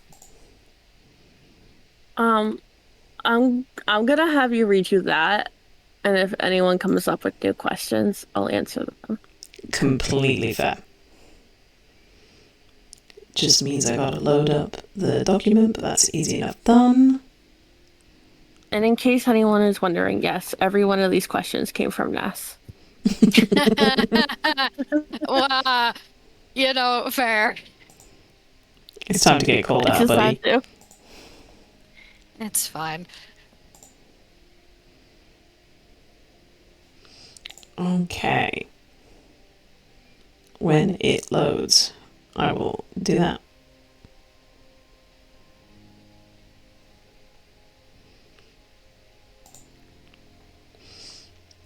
Question 1. Where do you see Saiya going from here? And the answer to that was, I think Saiya would want to familiarize herself with the new plane she's on, so familiarizing herself with Eberron. It's a little bit more advanced than the place she came from, and that's fair enough. Eberron is known for technology. It's known for essentially being steampunk in D&D. So I see that being a thing that would be potentially a problem. It was never a surprise. Over time, she might get a new job at the guild, possibly resuming her identity as a spy/criminal. Being a spectre, she's a little unique than a random person. I think she would also be a part of Jack's group and make herself available for any journeys they might get sent on. She may even start her own spy academy and teach others what the group has in time taught her. Emotions don't make you weak, they define you as a person. She's no longer just a statue with a heart made of stone. Question 2. How does Saiya grow into herself now that she's surrounded by support and love? What kind of person does she become over the years? And the answer to that is, Saiya will have come to learn that the place she came from was very toxic. I think she would have to reteach herself the basic of what's right and wrong, adding in decision-making from an over-emotional point of view. Learning what emotions to use and what they mean will be a very, very long process. The fact that she chose to go with Sonder, Amira and Jack means that some part of her trusts them. She'll get the tough love from Amira, she'll get the kind and caring nature of Sonder. She'll watch and learn what it is to be a well-respected leader and friend that Jack is to everyone.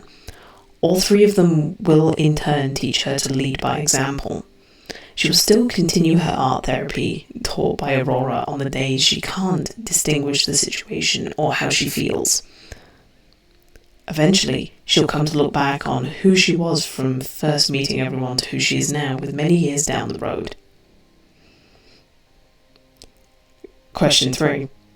Does she still harbour feelings for Jack, or does she consider him a close friend and move on? I think Saiya has a crush. Her first crush. Looking at Jack, he is the handsome man that leads the group and takes control. He's talked to her time and again in a smooth tone of voice and showed he cared for her. For a long while, Saiya initially thought that Irina and Jack were a couple, and at the very beginning of the campaign, I had originally decided that she wouldn't have any romantic relationships. However, characters can have a mind of their own and do what they want. Playing as Saiya, I kept imagining Saiya was looking at Jack as the popular boy in class, and she became very happy when she got attention from him. I don't know if things will ever amount to anything to them. Perhaps Saiya will put in the effort to get to know him and in turn him know her, and maybe become involved together. It's also very possible that Saiya will meet someone better than Jack and learn that what she's feeling is love and not just a crush. Question 4. How does her interpersonal relationships grow over the years? I think it'll always be a little hard for Saiya to branch out and welcome new people. She doesn't like change because it scares her.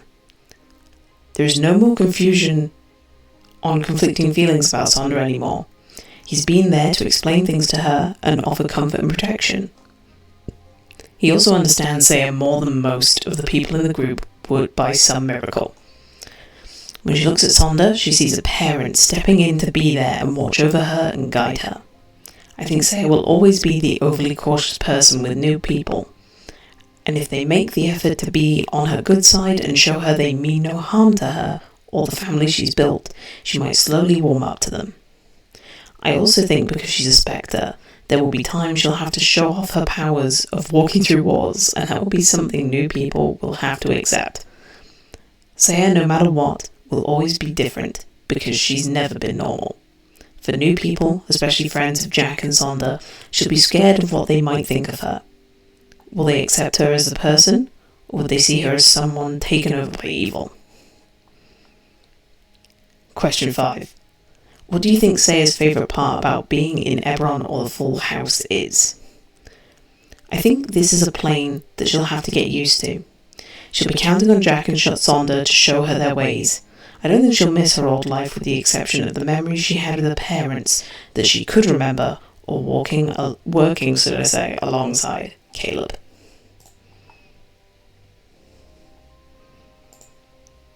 Okay, there we go. Ta-da!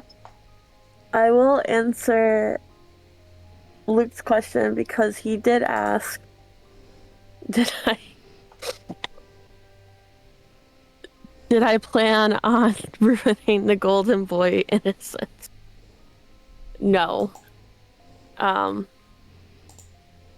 always make sure that no matter who I have a character's eyes on, whether it's an NPC or an actual character, I know that they're of age and whatnot. I would never have a character go near someone that is young. Saiya, in terms of elf years, she's in her 80s. She's she's not at all a grown up, and she's an angsty teenager in that sense. And if I looked at myself and I thought, there's no way things would ever work between TS and Saiya, because one, TS would have been young. She's already in her 80s. TS needs a lot more growing up than maybe Saiya does. Saiya's is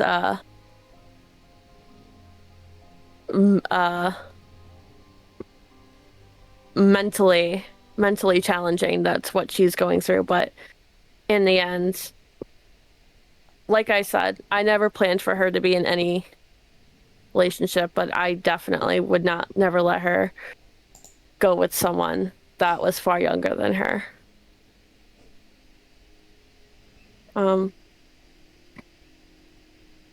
Any other questions? So I actually have a question that didn't get put into the document. Okay. So, question number 6. When Saiya does become of age, does she change her name? Does she ask anyone for advice or help?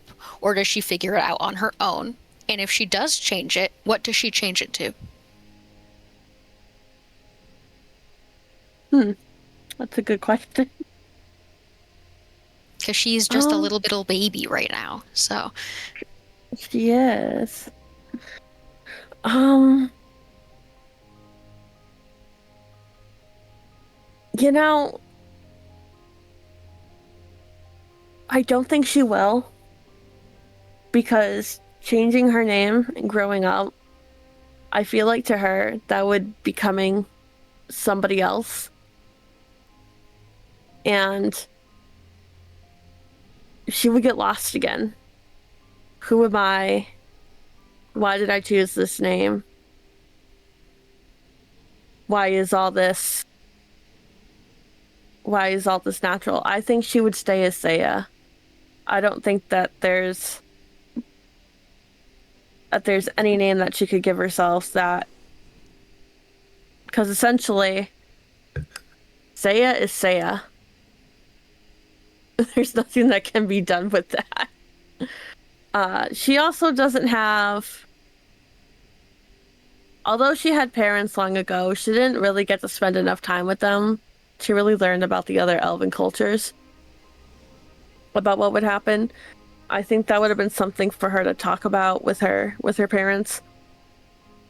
And they were taken from her too soon, so she never really got a chance to really address that. Maybe one day, if she felt that she was more sane and could deal with change and all that, maybe she might change her name. But that's far, far off into the future. She'd probably look at Sonder and be like, I'm gonna start going by this now. You need to call me that now. Thumbs up. You do That you. did happen. Whatever makes you happy. I'll go into a little bit of a fun fact about, before I answer Luke's question about Saiya. Saiya was actually inspired by Teen Titans Raven. At the time I started rewatching Teen Titans, I was planning on doing a role play with someone, and then we had to make characters.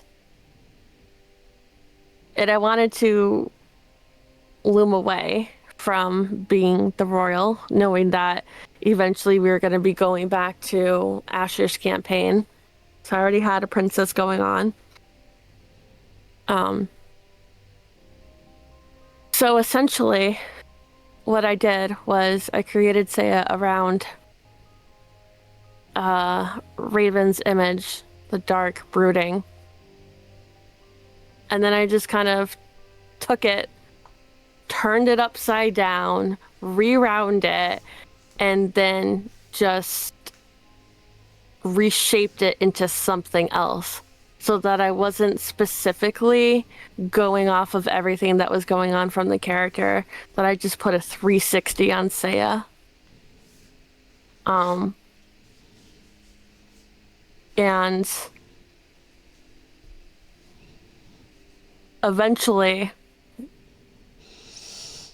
I really wanted her to stay emotionless, and I really kept hoping that Azazel's quotes of, I'm gonna break you, I'm gonna make you feel, it's gonna be great, just watch.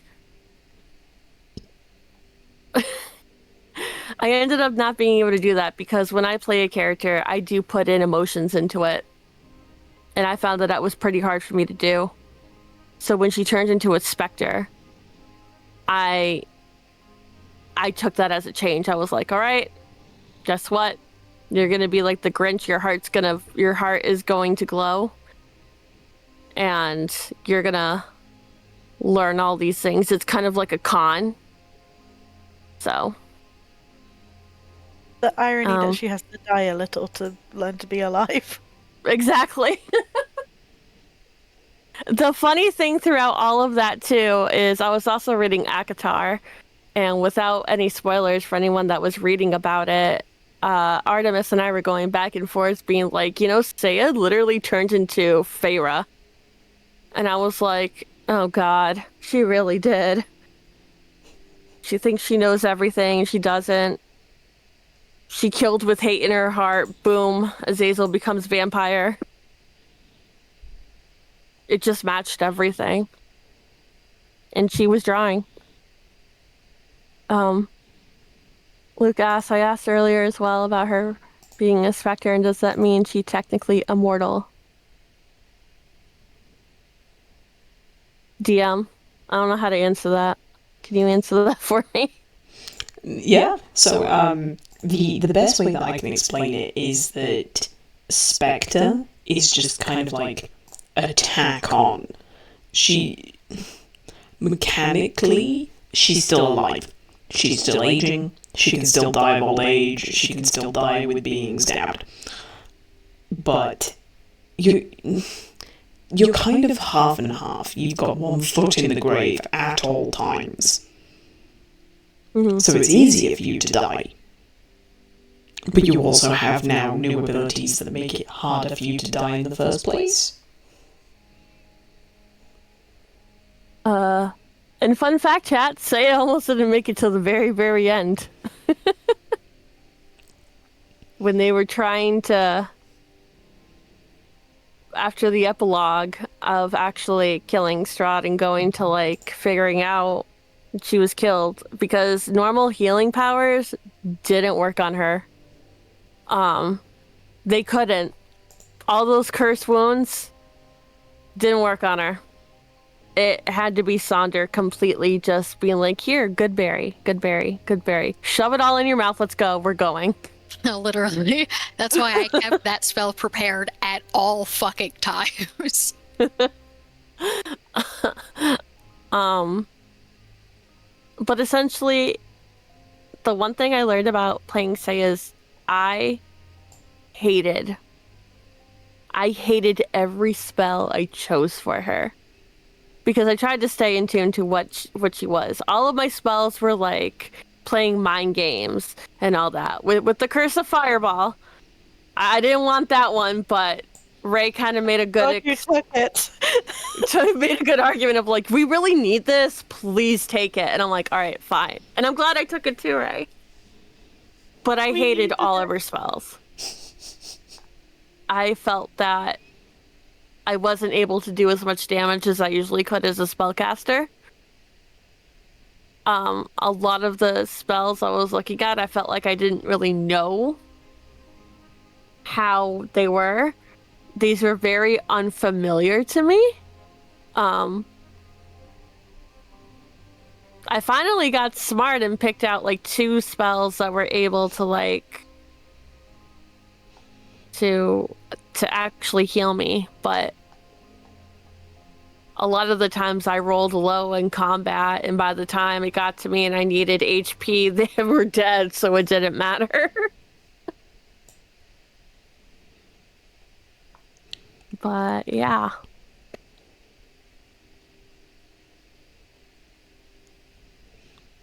A reminder to everyone, mechanics-wise, that when you level up, you are allowed to change out your spells as long as you change it to something that is the same level. I kept forgetting about that, honestly. You're all good. I'll do that next time. It's one of those rare rules that like it very rarely comes up, but when it does,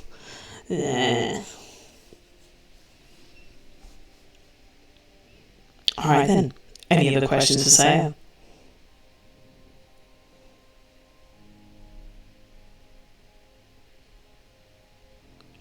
Alright then. Moving on to Sonder. Hello. Starting with Sonder and then moving on to Valdis. Any questions for our cowman? Inspo. Okay.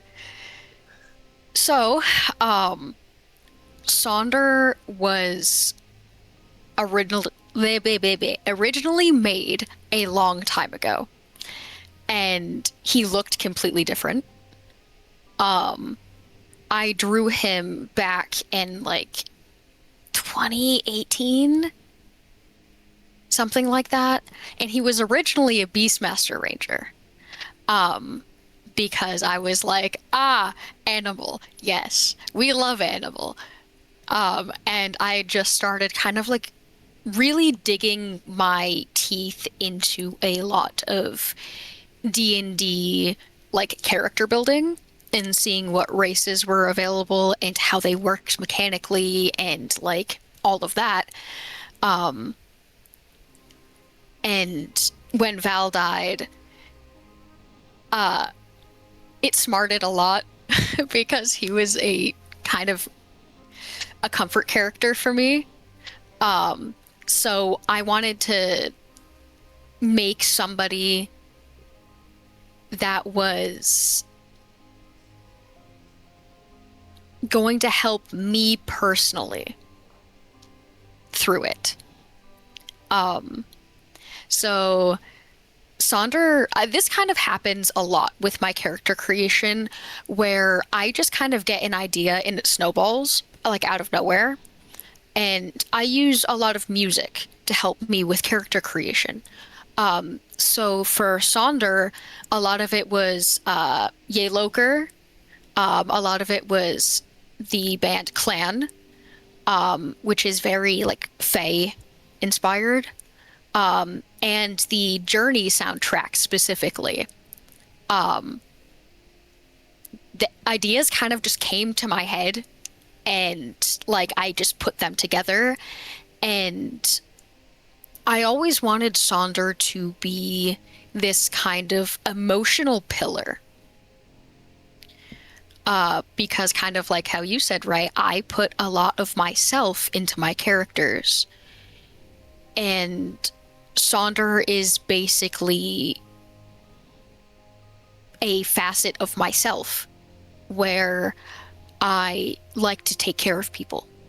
I like to make sure that they're okay. I am the person that people come to for advice, or if they're not feeling well, or if they just need a hug, if they need some sort of emotional support, they come to me. So I kind of put I put a lot of that into Sonder, to help with everybody. Like, specifically, it was kind of to help Aurora. I'm not gonna lie, because she was gonna need a very soft-hearted friend to lean on, losing her twin. So he kind of just happened, long story short.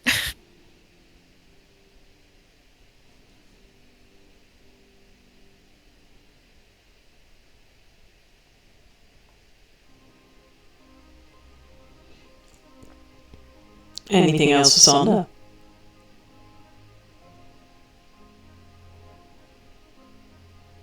What was the reason behind him being, like, scared of fire? Because that came up a couple of times, but wasn't really, like, spoken about or brushed upon. Oh boy.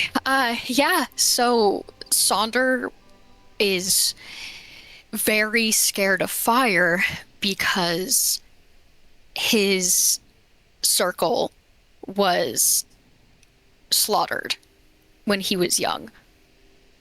And a lot of that was with fire. Because wow, druids, fire, ha ha ha.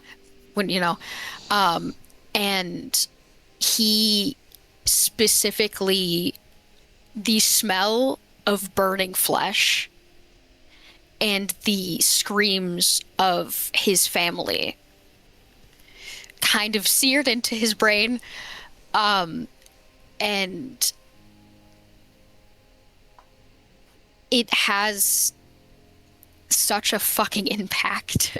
Like, that Sonder was very wary of fire ever since, and it always brought back really awful memories of basically watching his entire family get slaughtered.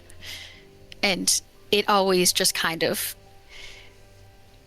brought him back to that time. It was a huge trigger for him. I have a question. Shoot. Why did Sonder decide to be the parent to Saiya? What drew him to be like, I need to protect her and all that? Because Sonder knew the path that Saiya was going to walk if she continued to close herself off. And it was not a kind or easy path to walk, and would ultimately end in her self-destruction. And he wanted to help. And I'll touch on this a little later. He kind of saw a lot of himself in Saiya. He felt really impacted by what she was going through. And he saw that nobody really got it. Nobody really understood. People tried. Like, Aurora tried her fucking best, but Sonder kind of intimately knew a lot of the feelings that Saiya was going through. And he didn't want her to do that alone. He didn't want her to walk this path of darkness and hatred and sadness. And if he could do anything to help, then he would. And he did. And he kind of took on that mentor figure. And Sonder has a heart that's too big for his body. And he really, really cared for Saiya. And he didn't want anything bad to happen to her. And the chips kind of just fell. And that's where they landed, really. She loves him too. She gets to celebrate a Father's Day again. Oh.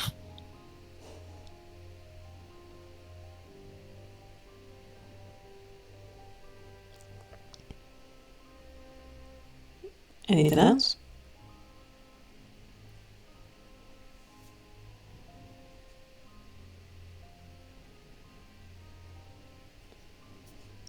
Alright then, Ness, anything you wish to add before we move on to talking about Val? So, one thing that has been brought up, specifically with both Asher and Dee, is talking about quote-unquote Sonder's innocence. Where he's a little bit too naive. That is true, but not. Sonder grew up in Atharis, which is the plane that the module, I believe it's, oh my god, what is it called? Hold on. I'm on the Forge page. Why is it bringing me to this? I don't want that. Thank you. Grim Hollow. That's what it's called. It's from the module Grim Hollow. And that setting is a little bit similar to Curse of Strahd in the sense we're very dark fantasy. It's very, what is the word that I'm looking for? It's very like fairy tale inspired. Think of kind of like grim fairy tales. And that whole entire thing kind of ties into, in Atharis, magic is very frowned upon. It is seen as like basically devil worship, like you're a witch. You need to get burned at the stake kind of thing. So there is no gods in Atharis. Like all of them died basically. So there is no holy magic. It's only innate magic and like, you know, wizardry and all that jazz. And Sonder's circle was secret. His family, he had parents and two younger twin siblings. And they were like, nah, fuck that. We love our connection to the earth. We love our magic. So they ran from their original place of living and holed up in a mountain pass, basically. And by word of mouth, it was very hush-hush secret, but they had a circle that was open to magic users and people who felt that they didn't belong anywhere. So they took in anybody that needed help, anybody that needed that connection and not to be judged and frowned upon. So Sonder was raised in a very open and loving environment. He absolutely adored his younger siblings. And he, being the oldest child out of everybody, took on that older brother role and took it very seriously. So he herded the kids a lot of the time. And he has always just looked after people. And unfortunately, they got found out. I'm not going to go into super detail because backstory is very long, but people found out, and a mob was sent after them, and a group of witch hunters came and killed basically everybody. Sonder had Alana, one of his younger twin siblings, in his arms as he ran. And he was shot through the shoulder with an arrow, and he didn't realize it, but it struck Alana as well, and it killed her instantly. He didn't realize that for a while. He ran into the woods and fell through a portal to the Feywild. And this is when he was extremely young. He was not even an adult yet. He was, I believe, 27 when this happened, and Furbolgs age not as slowly as elves, but they take I think 40 is when they're an adult. He fell through the portal and didn't realize that Alana had died in his arms until he picked himself up. And when he realized she was dead, he lost his mind. And he became bitter and angry and hated the world. And he mostly spent his time in wild shape, lashing out at anything that found him. He didn't kill anybody, but he hurt a lot of people. And it took a really long time for him to process that grief properly. And it hurt a lot. And he didn't believe that there was any good in the world for a while.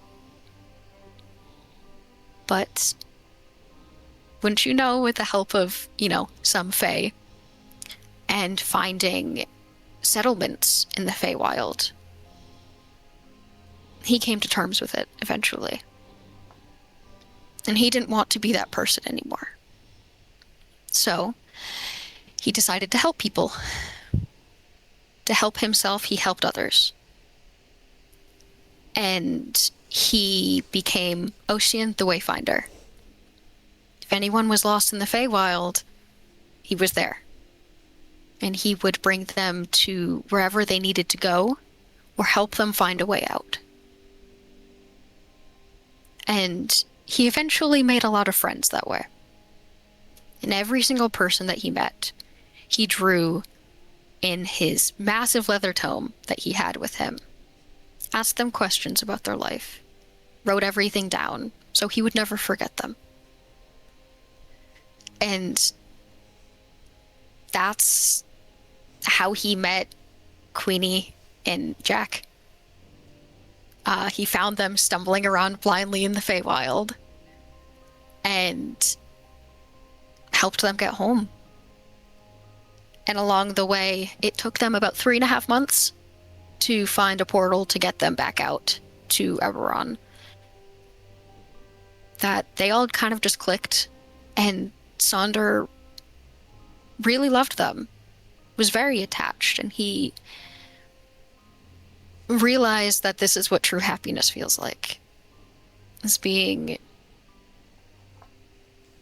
open and, well, sometimes not completely understood, but they had enough understanding of you to know that everything was okay. And that even if you were a little strange, they would still love you no matter what. And he stuck with them. That's his family. That's the first kind of connection that he's had in a long time. So that's why he's so connected with Jack and Queenie, and why he will always say that he loves them. And he will always protect them, and that's why Queenie's death hit him really hard. And he felt like he failed. Because that was his one job, was to keep them safe.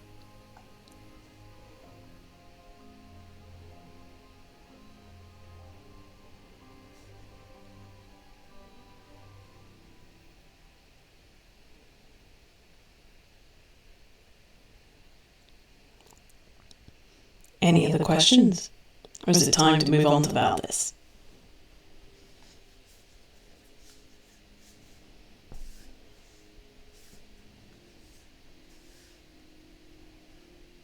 Alright then.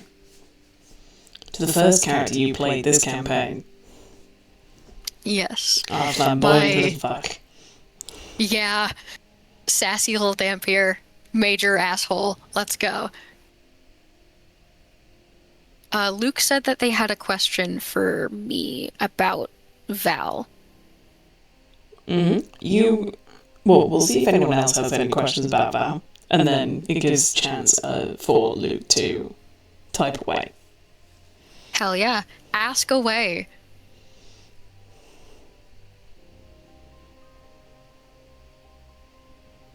Not all at once, everybody. I mean, it may be that no one has any questions about Valdis, and that is completely fair. No, there are. I was just doing a stupid and didn't write them down earlier.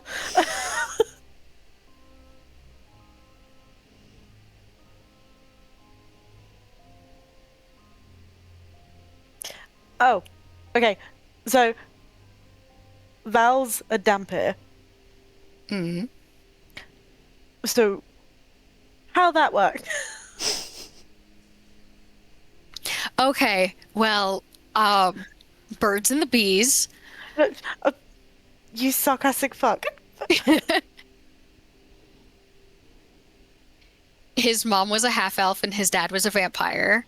Vampire gorged on a lot of blood, and he was made by accident. Nobody was happy in that situation. So does Val know who Dad is, or? Very unfortunately, yes. Okay. That's so fair, Luke. That's kind of the point. I'll get back to that though. Val doesn't know who his mom is. She was very adamant on being like, get this fucking thing away from me, and I never want to see it ever again. Val was raised by his guild specifically to kill his dad. Because he was a rather troublesome vampire that didn't really care about anything but himself, so he would raid a lot of smaller villages and kill a lot of people. And the guild that was tracking him and trying to, kill him happened upon the village that he recently ransacked and realized that Val's mom was pregnant. So they were like, hey, lady, how do you feel about getting a lot of gold to carry that child to term? And she was like, as long as I don't see it, sure. And Val was basically sold to the Hunter's Reach for having that little leg up, to have a little monster in their corner to help. I have a question. Shoot. Why does Val hate everyone except Austra? He thinks everybody's fucking stupid. That's fair. Y'all made some really fucking dumb decisions, despite Val's very vocal protests that set us back and almost killed us multiple times. And Val is a survivor. He's incredibly smart and very quick thinking. Like, he's a fucking monster hunter. You kind of have to be to survive on your own like that. And everyone was making rookie decisions and thinking way too much with their hearts. And Val was very frustrated that nobody listened to him when he was the only one that had any expertise on the situation at all. Austra was the only person that heard him out and actually like asked follow-up questions and listened at all. Well, besides TS a little bit, but he was very angry, and it was very much like, fine, get yourselves fucking killed for all I care, because as long as I'm alive, that's all that matters. And then that got flipped on its head pretty fast. And just to be clear, there was no inspiration of Astarion, right? Because he popped out so many times when you played Valdis. It's really funny because Val and Aspen were made at the same time. So it was literally a toss-up. You could have had Valdis in Asher's campaign instead of Aspen. So I made Val years before Astarion was even a thing. I made him back in 2018. So it's just really funny. And like, I took a little bit of Astarion's charm, like in the voice work that I do for Val. But other than that, it's just a coincidence, which is fucking hilarious because I love Astarion so much. And it was so funny to just be like, oh, fuck. I'm basically playing the same character. Do you think that Valdis and Austra, do you think that if there was some way, would they go visit everyone in Eberron? Eberron? I don't know how you say it. Eberron? Yeah, that one. Well, that would be up to Austra, because Val doesn't know anybody besides Saiya in that group. And if Austra was like, hey, we should go visit these people that helped me in Barovia, Val would be like, yeah, absolutely. Wherever you go, I follow. So you want to see your friends? Absolutely. I'll meet new people. I promise I'll be nice. Sometimes.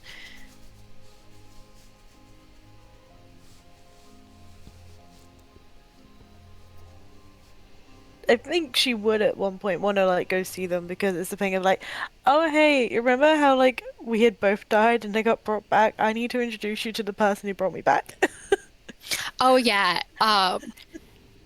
It would be fucking hilarious for Sonder and Val to meet because they are complete dichotomy. Like, complete fucking opposites. And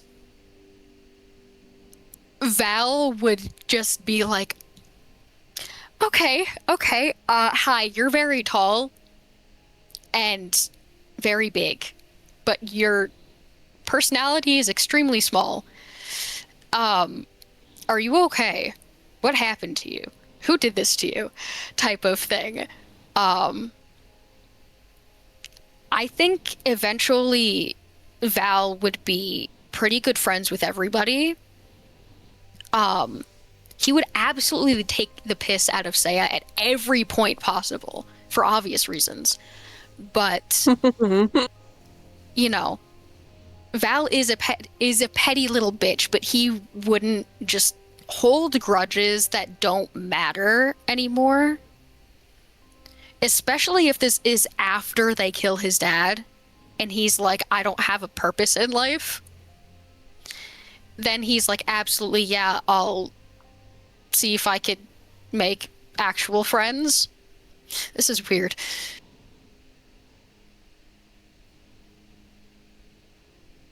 Okay, good to know.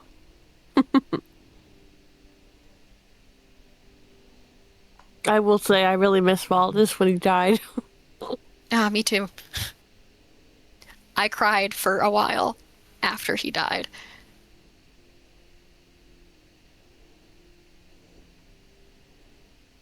Carrying on then with like visiting the others in the group, would Valdis ever try to make an attempt to be nice to Azazel?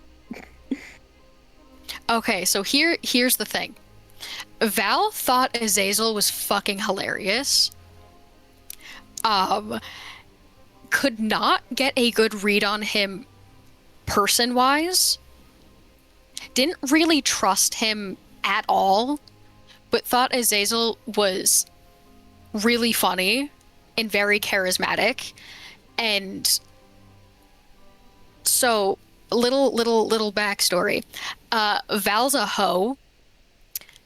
And if Azazel wasn't involved with Aurora, he would absolutely try to fuck him. Absolutely.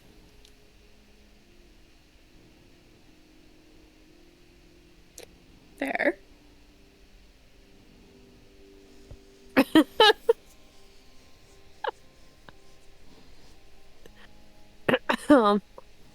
It's interesting. Would do you think Valdis would try to go for Jack as well? No, I don't actually. Especially if him and Austra's relationship continued to flourish as it was, because Val died because he wanted to try to save Austra. And his last words were, "I can't believe I'm fucking doing this." Because he broke his one rule of make sure you get out alive. So, in the end, if they didn't go down and everything worked out fine, him and Austra's relationship would grow exponentially. And, I mean, yes, Val has eyeballs, so he'd be like, "You are a very attractive man, but also, have you seen my wife?"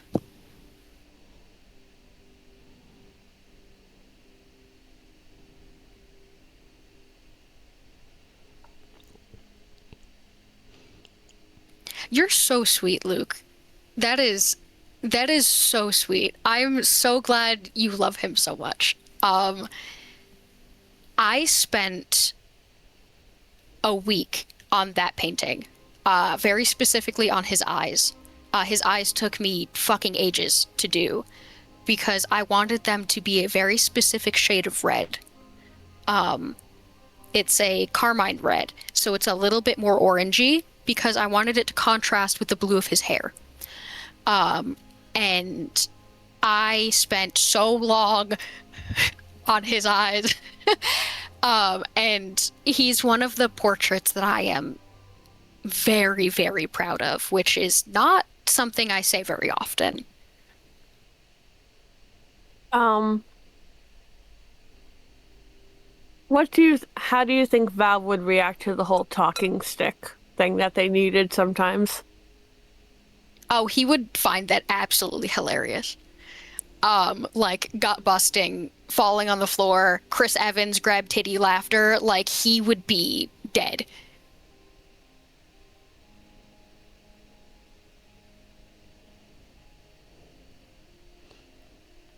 And since we're talking about Valdis being a hoe, what is his gender? So, Val is a cis man.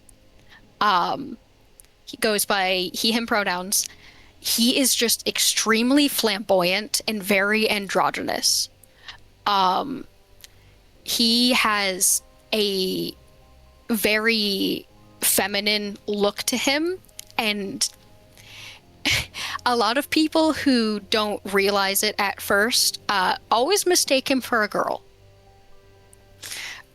Because he does his makeup, he dresses extremely flamboyantly. He wears dresses sometimes when he feels like it, and he's very fashion forward, and he makes his own clothes. So, He is cis, but he is bi. He leans a little bit more towards men. He exclusively dated men for a really long time. So it was kind of like a, huh, what? When he started getting feelings for Austra. And he's like, oh God, the last time this happened, it ended fucking horribly. And he was very cautious, but also Austra is just a sweetheart and kind of kicked open Val's ribs and was like, hi, I'm here. I'm living in your heart now. Get fucked. Yes, he's a femboy. Absolutely. And I do have an Instagram where I post most of my art. It's not very active at the moment because I'm in a huge rut and a mental health garbage fire. But I'll put my handle in the Discord for you if you'd like.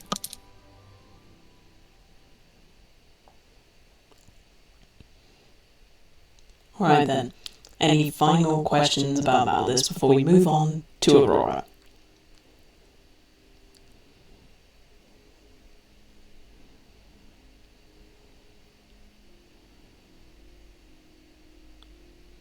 Alright then, Aaron. Floor's yours.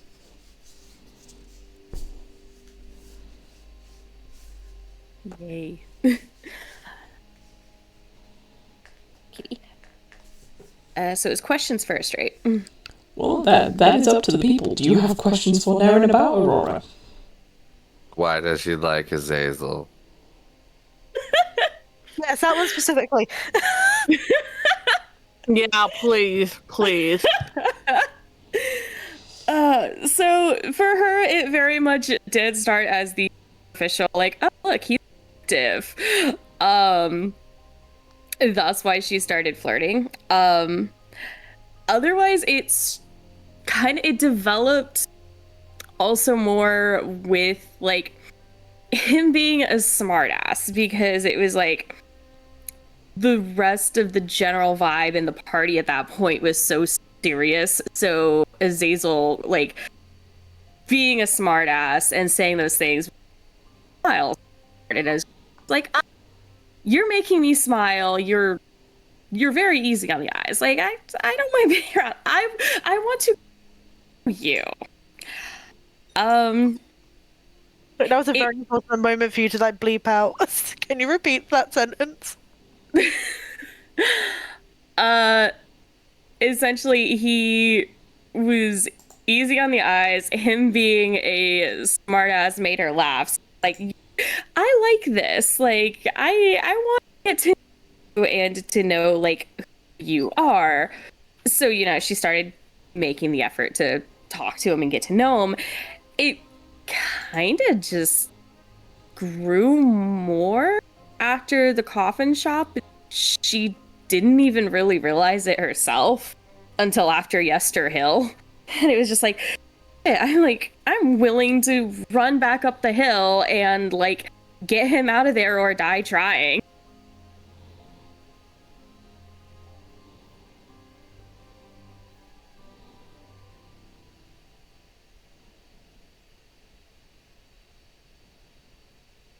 I'm gonna say it. What was your inspiration behind Aurora? And why Paladin? And why Aasimar? So Paladin was a little mixture of, I wanted to try something new because I usually try to rotate through either Bard, Ranger, or Sorcerer. Every now and again I try Rogue, but last time I tried Rogue didn't end well. So I wanted to try something different. I wanted to try something that could take a little bit more and be a little bit more in front. Also, at the time when we all decided to do Curse of Strahd, Ray and I had a playthrough going on Gate where she was doing a cleric, I was doing a paladin, and the characters we chose had like similar hairstyle, similar like hair color, and we started making all the jokes about how they time we made characters. And then like maybe a week later, it was like, oh hey, we're doing Curse of Strahd. Hey, well, we need new characters anyway. A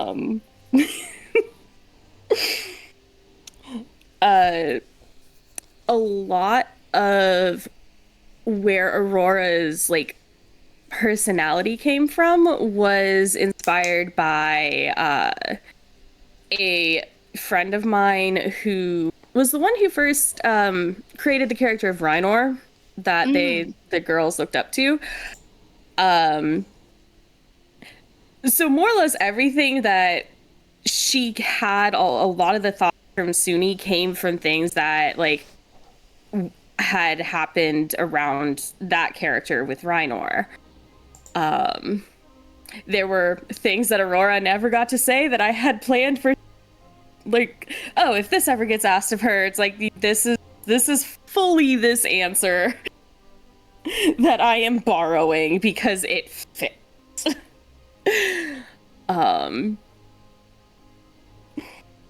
So yeah, she was actually, a lot of it was very just inspired as like Rhinor 2.0.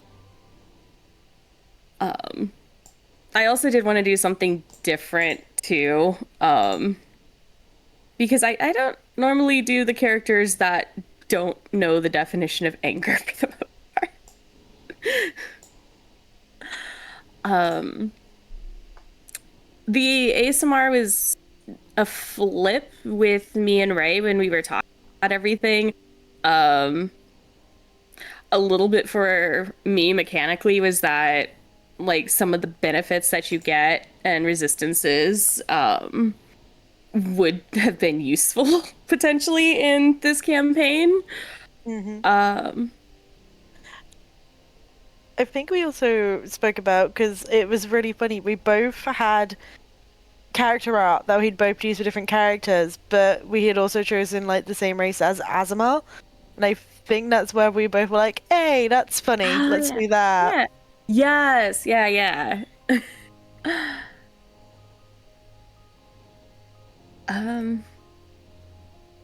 I think that's about it. I know Saiya, I know Mythic had one for me if she wants to read that out. Oh. Yeah. I also wanted to answer, at some point I'll answer what you asked me, but I wanted you, to read that. Well, to be fair, mine was more a comment than a question, so.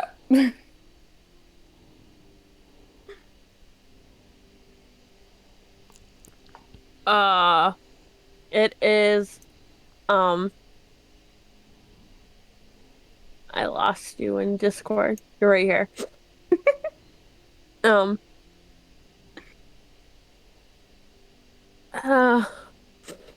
How did Aurora view Saiya from beginning to end?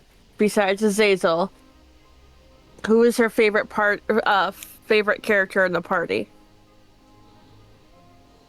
Okay, starting with that last one, we, depending on which half of the party it is, we do remember she has a twin sister, and that would be the other favorite.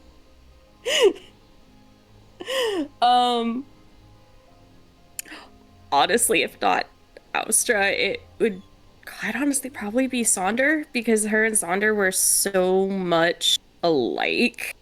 Besties forever. It was like, yeah, no, you are very much like me. Like, we vibe, we get along. Like, we sit and play music in a corner for like 3 hours and just have fun.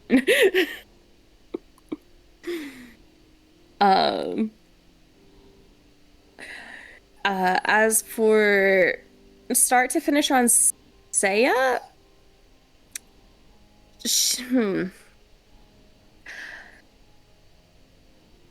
the simplest, no like overly strong feelings towards Saiya. Like, she doesn't hate her. It's the thing of like, oh yeah, no, like we are definitely traveling companions, and I definitely to like help you because like because she does have a big heart. She wants to like she's happy having like watched Seiya grow and like the fact like with the fact that like oh yeah like this art therapy is helping her and so on and so forth. But otherwise it was kind of just the camaraderie for her of like we are all together. Just as a generalization. I will say, Aurora was the anchor to Seiya, aside from Sonder. Before Sonder was the anchor.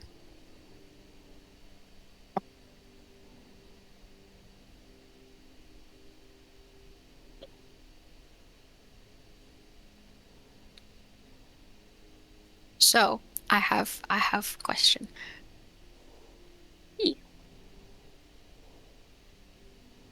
How many children do Azazel and Aurora have? And what are their names? What are they like? I want a family portrait. I want to know what to get my nieces and nephews for their birthday. I genuinely have no clue. Greg. Greg? Veto. Aurora would suggest Thadrid. Red. Steven and Chloe.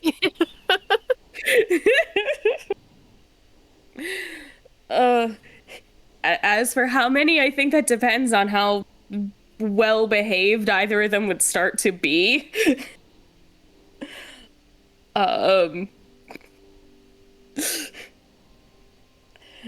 Like mixed with the fact that there will be just about an eternity. I genuinely don't. Immediate present, she would be happy with like 2. It's like we there is a family. We have a family. All right, so here's a question. At the very end of the campaign, when it was said that things kind of get a little spooky as Aurora was holding her new bundle, what did you think about that? How did you feel about that? I really, really loved it. Just general happy. Well, minus the like things getting spooky. Like Aurora did want kids, so that like little knowledge of like oh yeah no they get their kid at the end like I liked it. I've just rolled again. Your next child is another boy that has Asimir traits. Ooh. Bob. These sound like all the names that were your friends. Yeah, I was Asher. about to say that they sound like all the names of the spawn. No. I just think he's not creative enough right now. No brain juice left. Think about it. No, this is truly Azazel. He like I like people asked him, he would just throw out dumb fucking names until Aurora chose one. I'd be like that one. And then the middle names, Bartholomew. and then the middle name's gonna be Bart. So Aurora's choosing the names essentially then. Indeed.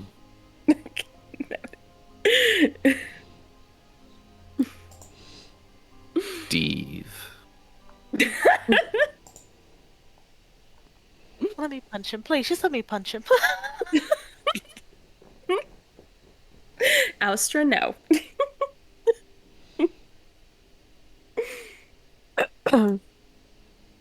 Him. Any other questions for Aurora? Are you going to spruce up Argynvosthold? Because I know that Aurora was very interested in the mosaic that was there. So I want to know if she's going to do anything with that. Oh, 100%. It falls under like the much broader thing I mentioned at the start of like she would be putting time and effort to help Barovia. Definitely among that is like trying to rebuild Argynvostholt, because the whole time they were going through there and the decayed beauty of it, all part of her brain was constantly going through like how beautiful it must have been when it was like brand new. So she wants to bring that beauty and that grandeur back, and like maybe do something in terms of seeing about founding or restoring a paladin order to take up residence there again. She was also very interested in that mural. It was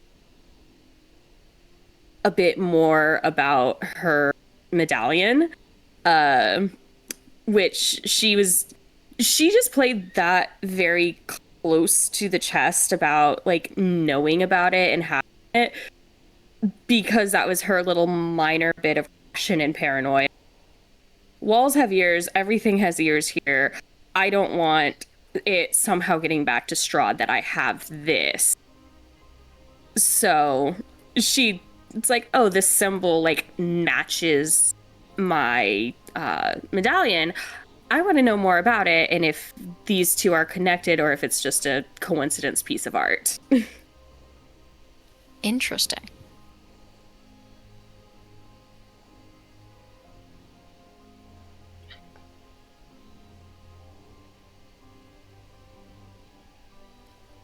One more question. One more answer.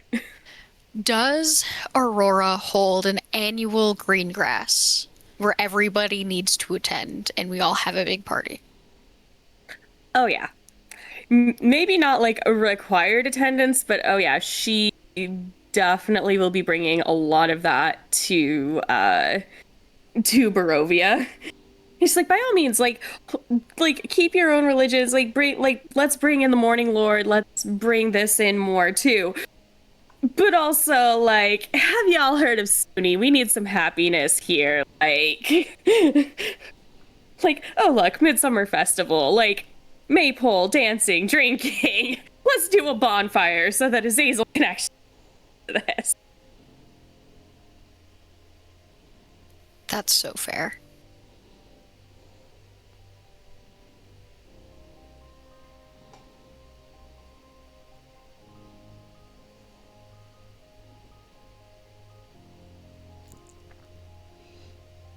Final thoughts.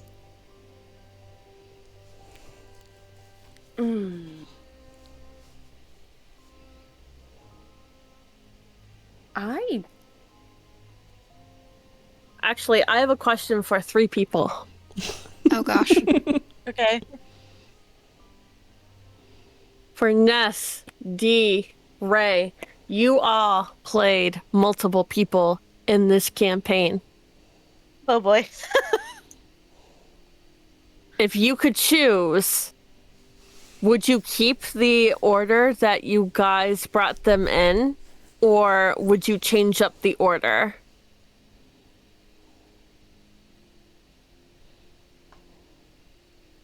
I think I would have to keep mine the same order. Purely because, first of all, I enter into Barovia with my sister. And then, depending on when the Full House get there, like, they all came together as well. And Amira's always been in Barovia, so she could have cropped up at any time.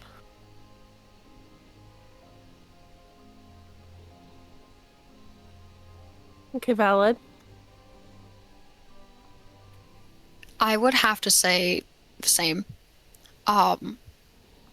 Where the order in which these characters were played in play a massive part in the campaign itself. Because if Val was not there, there would be no, like, at first, there would be no relationship with Austra. there would be Sonder in his place experiencing the same things. And because those things were so integral to Val and Austra's relationship, that building of trust, that show of care, and that show of kindness, there would be no Valstra at all. They would probably be good friends, but without that foundational trust, they would not be in a relationship. And again, same with Sonder showing up with the full house. They're kind of a package deal, the three of them. And Sonder wouldn't have that very close relationship with Saiya or with Amira if their roles were flipped. And Saiya would not be the same person that she ended up being without Sonder's influence and his support and him ready to back her up when she needed it. Mm-hmm. But I can't, gun to my fucking head, I would probably say Val, just because I put so much of myself and my own issues and my own insecurities into Val, that playing him out and exploring him as a character has been extremely therapeutic. And playing him in a different campaign currently, seeing him grow and seeing how different influences on him show is incredibly satisfying. So if I could play out the full campaign with him, I absolutely would. No slight against Sonder. I love my children all equally. But Sonder took a lot of getting used to. I'm not used to playing cinnamon roll characters very often. And Val felt a lot more natural, especially coming off of the back of Aspen. So gun to my head, I would choose Val, but please don't make me choose. You're good. No, you don't have to. And D? I probably would not choose to swap playing those characters in that order. I love playing both. I wish I could just play TS just a little bit more.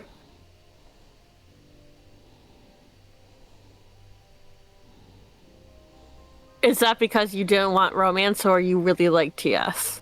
I liked playing TS. He's a little kid who just didn't take shit. Conversation happening that I don't want to be a part of, just leave. The amount of guilt that happened because you kept doing that. Listen, Just one like, of my no, I hurt the kid.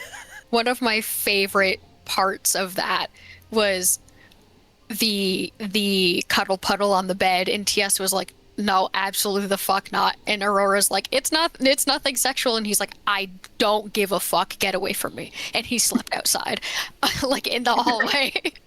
Not doing this. Aurora just over there like, but you are literally a kid. You deserve to be sleeping in a bed too. He's like, I can sleep outside just fine.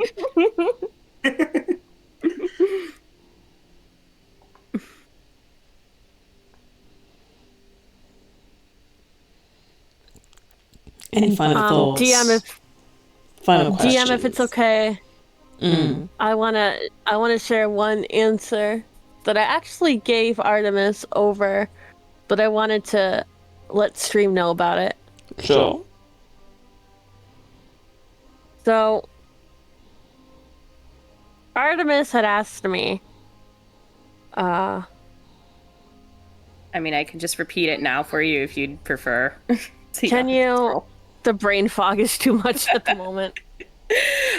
Essentially, it was going back to when Azazel was talking to Jack about staying and taking over Ravenloft.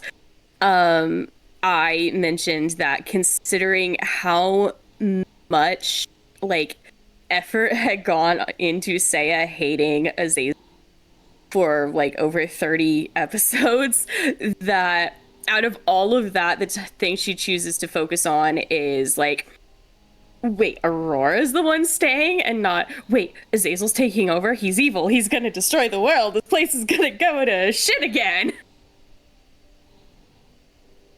So, the reason why I answered that, and I answered as when I really thought about it, there was something that Azazel said to Jack that really stuck with Seiya. And that was, Azazel had told Jack, I think I should stay. I'm a part of Barovia now. Or rather, Barovia is a part of me, meaning he turned into a vampire. That ship sank with Seiya. Like the darn Titanic. When she thought about it. Because, in a way, she was the same. Barovia had taken her, turned her inside out, brought her back, and kept her screwed up as well. So, and the more she kept thinking about it, well, she couldn't stay in Barovia because even though she was a specter, she was still a living person. Couldn't say the same about Azazel, but she did. I do think that she knew that Barovia, when I myself always thought of Barovia, I always thought of the dreary, cloudy day of Barovia. Like, you still had the sun that made the clouds bright, but it was still dark, and it was always going to be like that. They were used to vampires. They had vampires there. They didn't have a king vampire now. But Azazel fit the role. He was the vampire. He worked with Strahd. For all we know. And I think it was safe to say that for all the time he's been with Strahd or worked under Strahd, that he knew well enough now not to be the man that Strahd was, to make everyone want to, like, coup up and take him down. But there was also a final decimation there. Aurora was there. Aurora wouldn't let Aurora wouldn't let Azazel. Yeah, I almost said Strahd. Wouldn't let Azazel be Strahd. She would make things better. She would make sure that he wouldn't be the evil leader that everyone once feared, that needed saving from. So even though it killed Seiya to say goodbye and leave behind someone that she considered to be really close to, her anchor, one of her security blankets, she knew that this was the right call. And that's coming from Seiya's point of view, so. And I think that maybe, and I did say this, at the very, very end, Seiya didn't think Azazel was as bad as she might have thought he was in the beginning.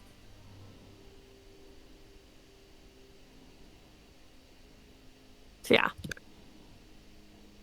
And also totally fair because Aurora is half expecting with like Azazel being vampire now that she is going to be playing a very prominent moral compass role.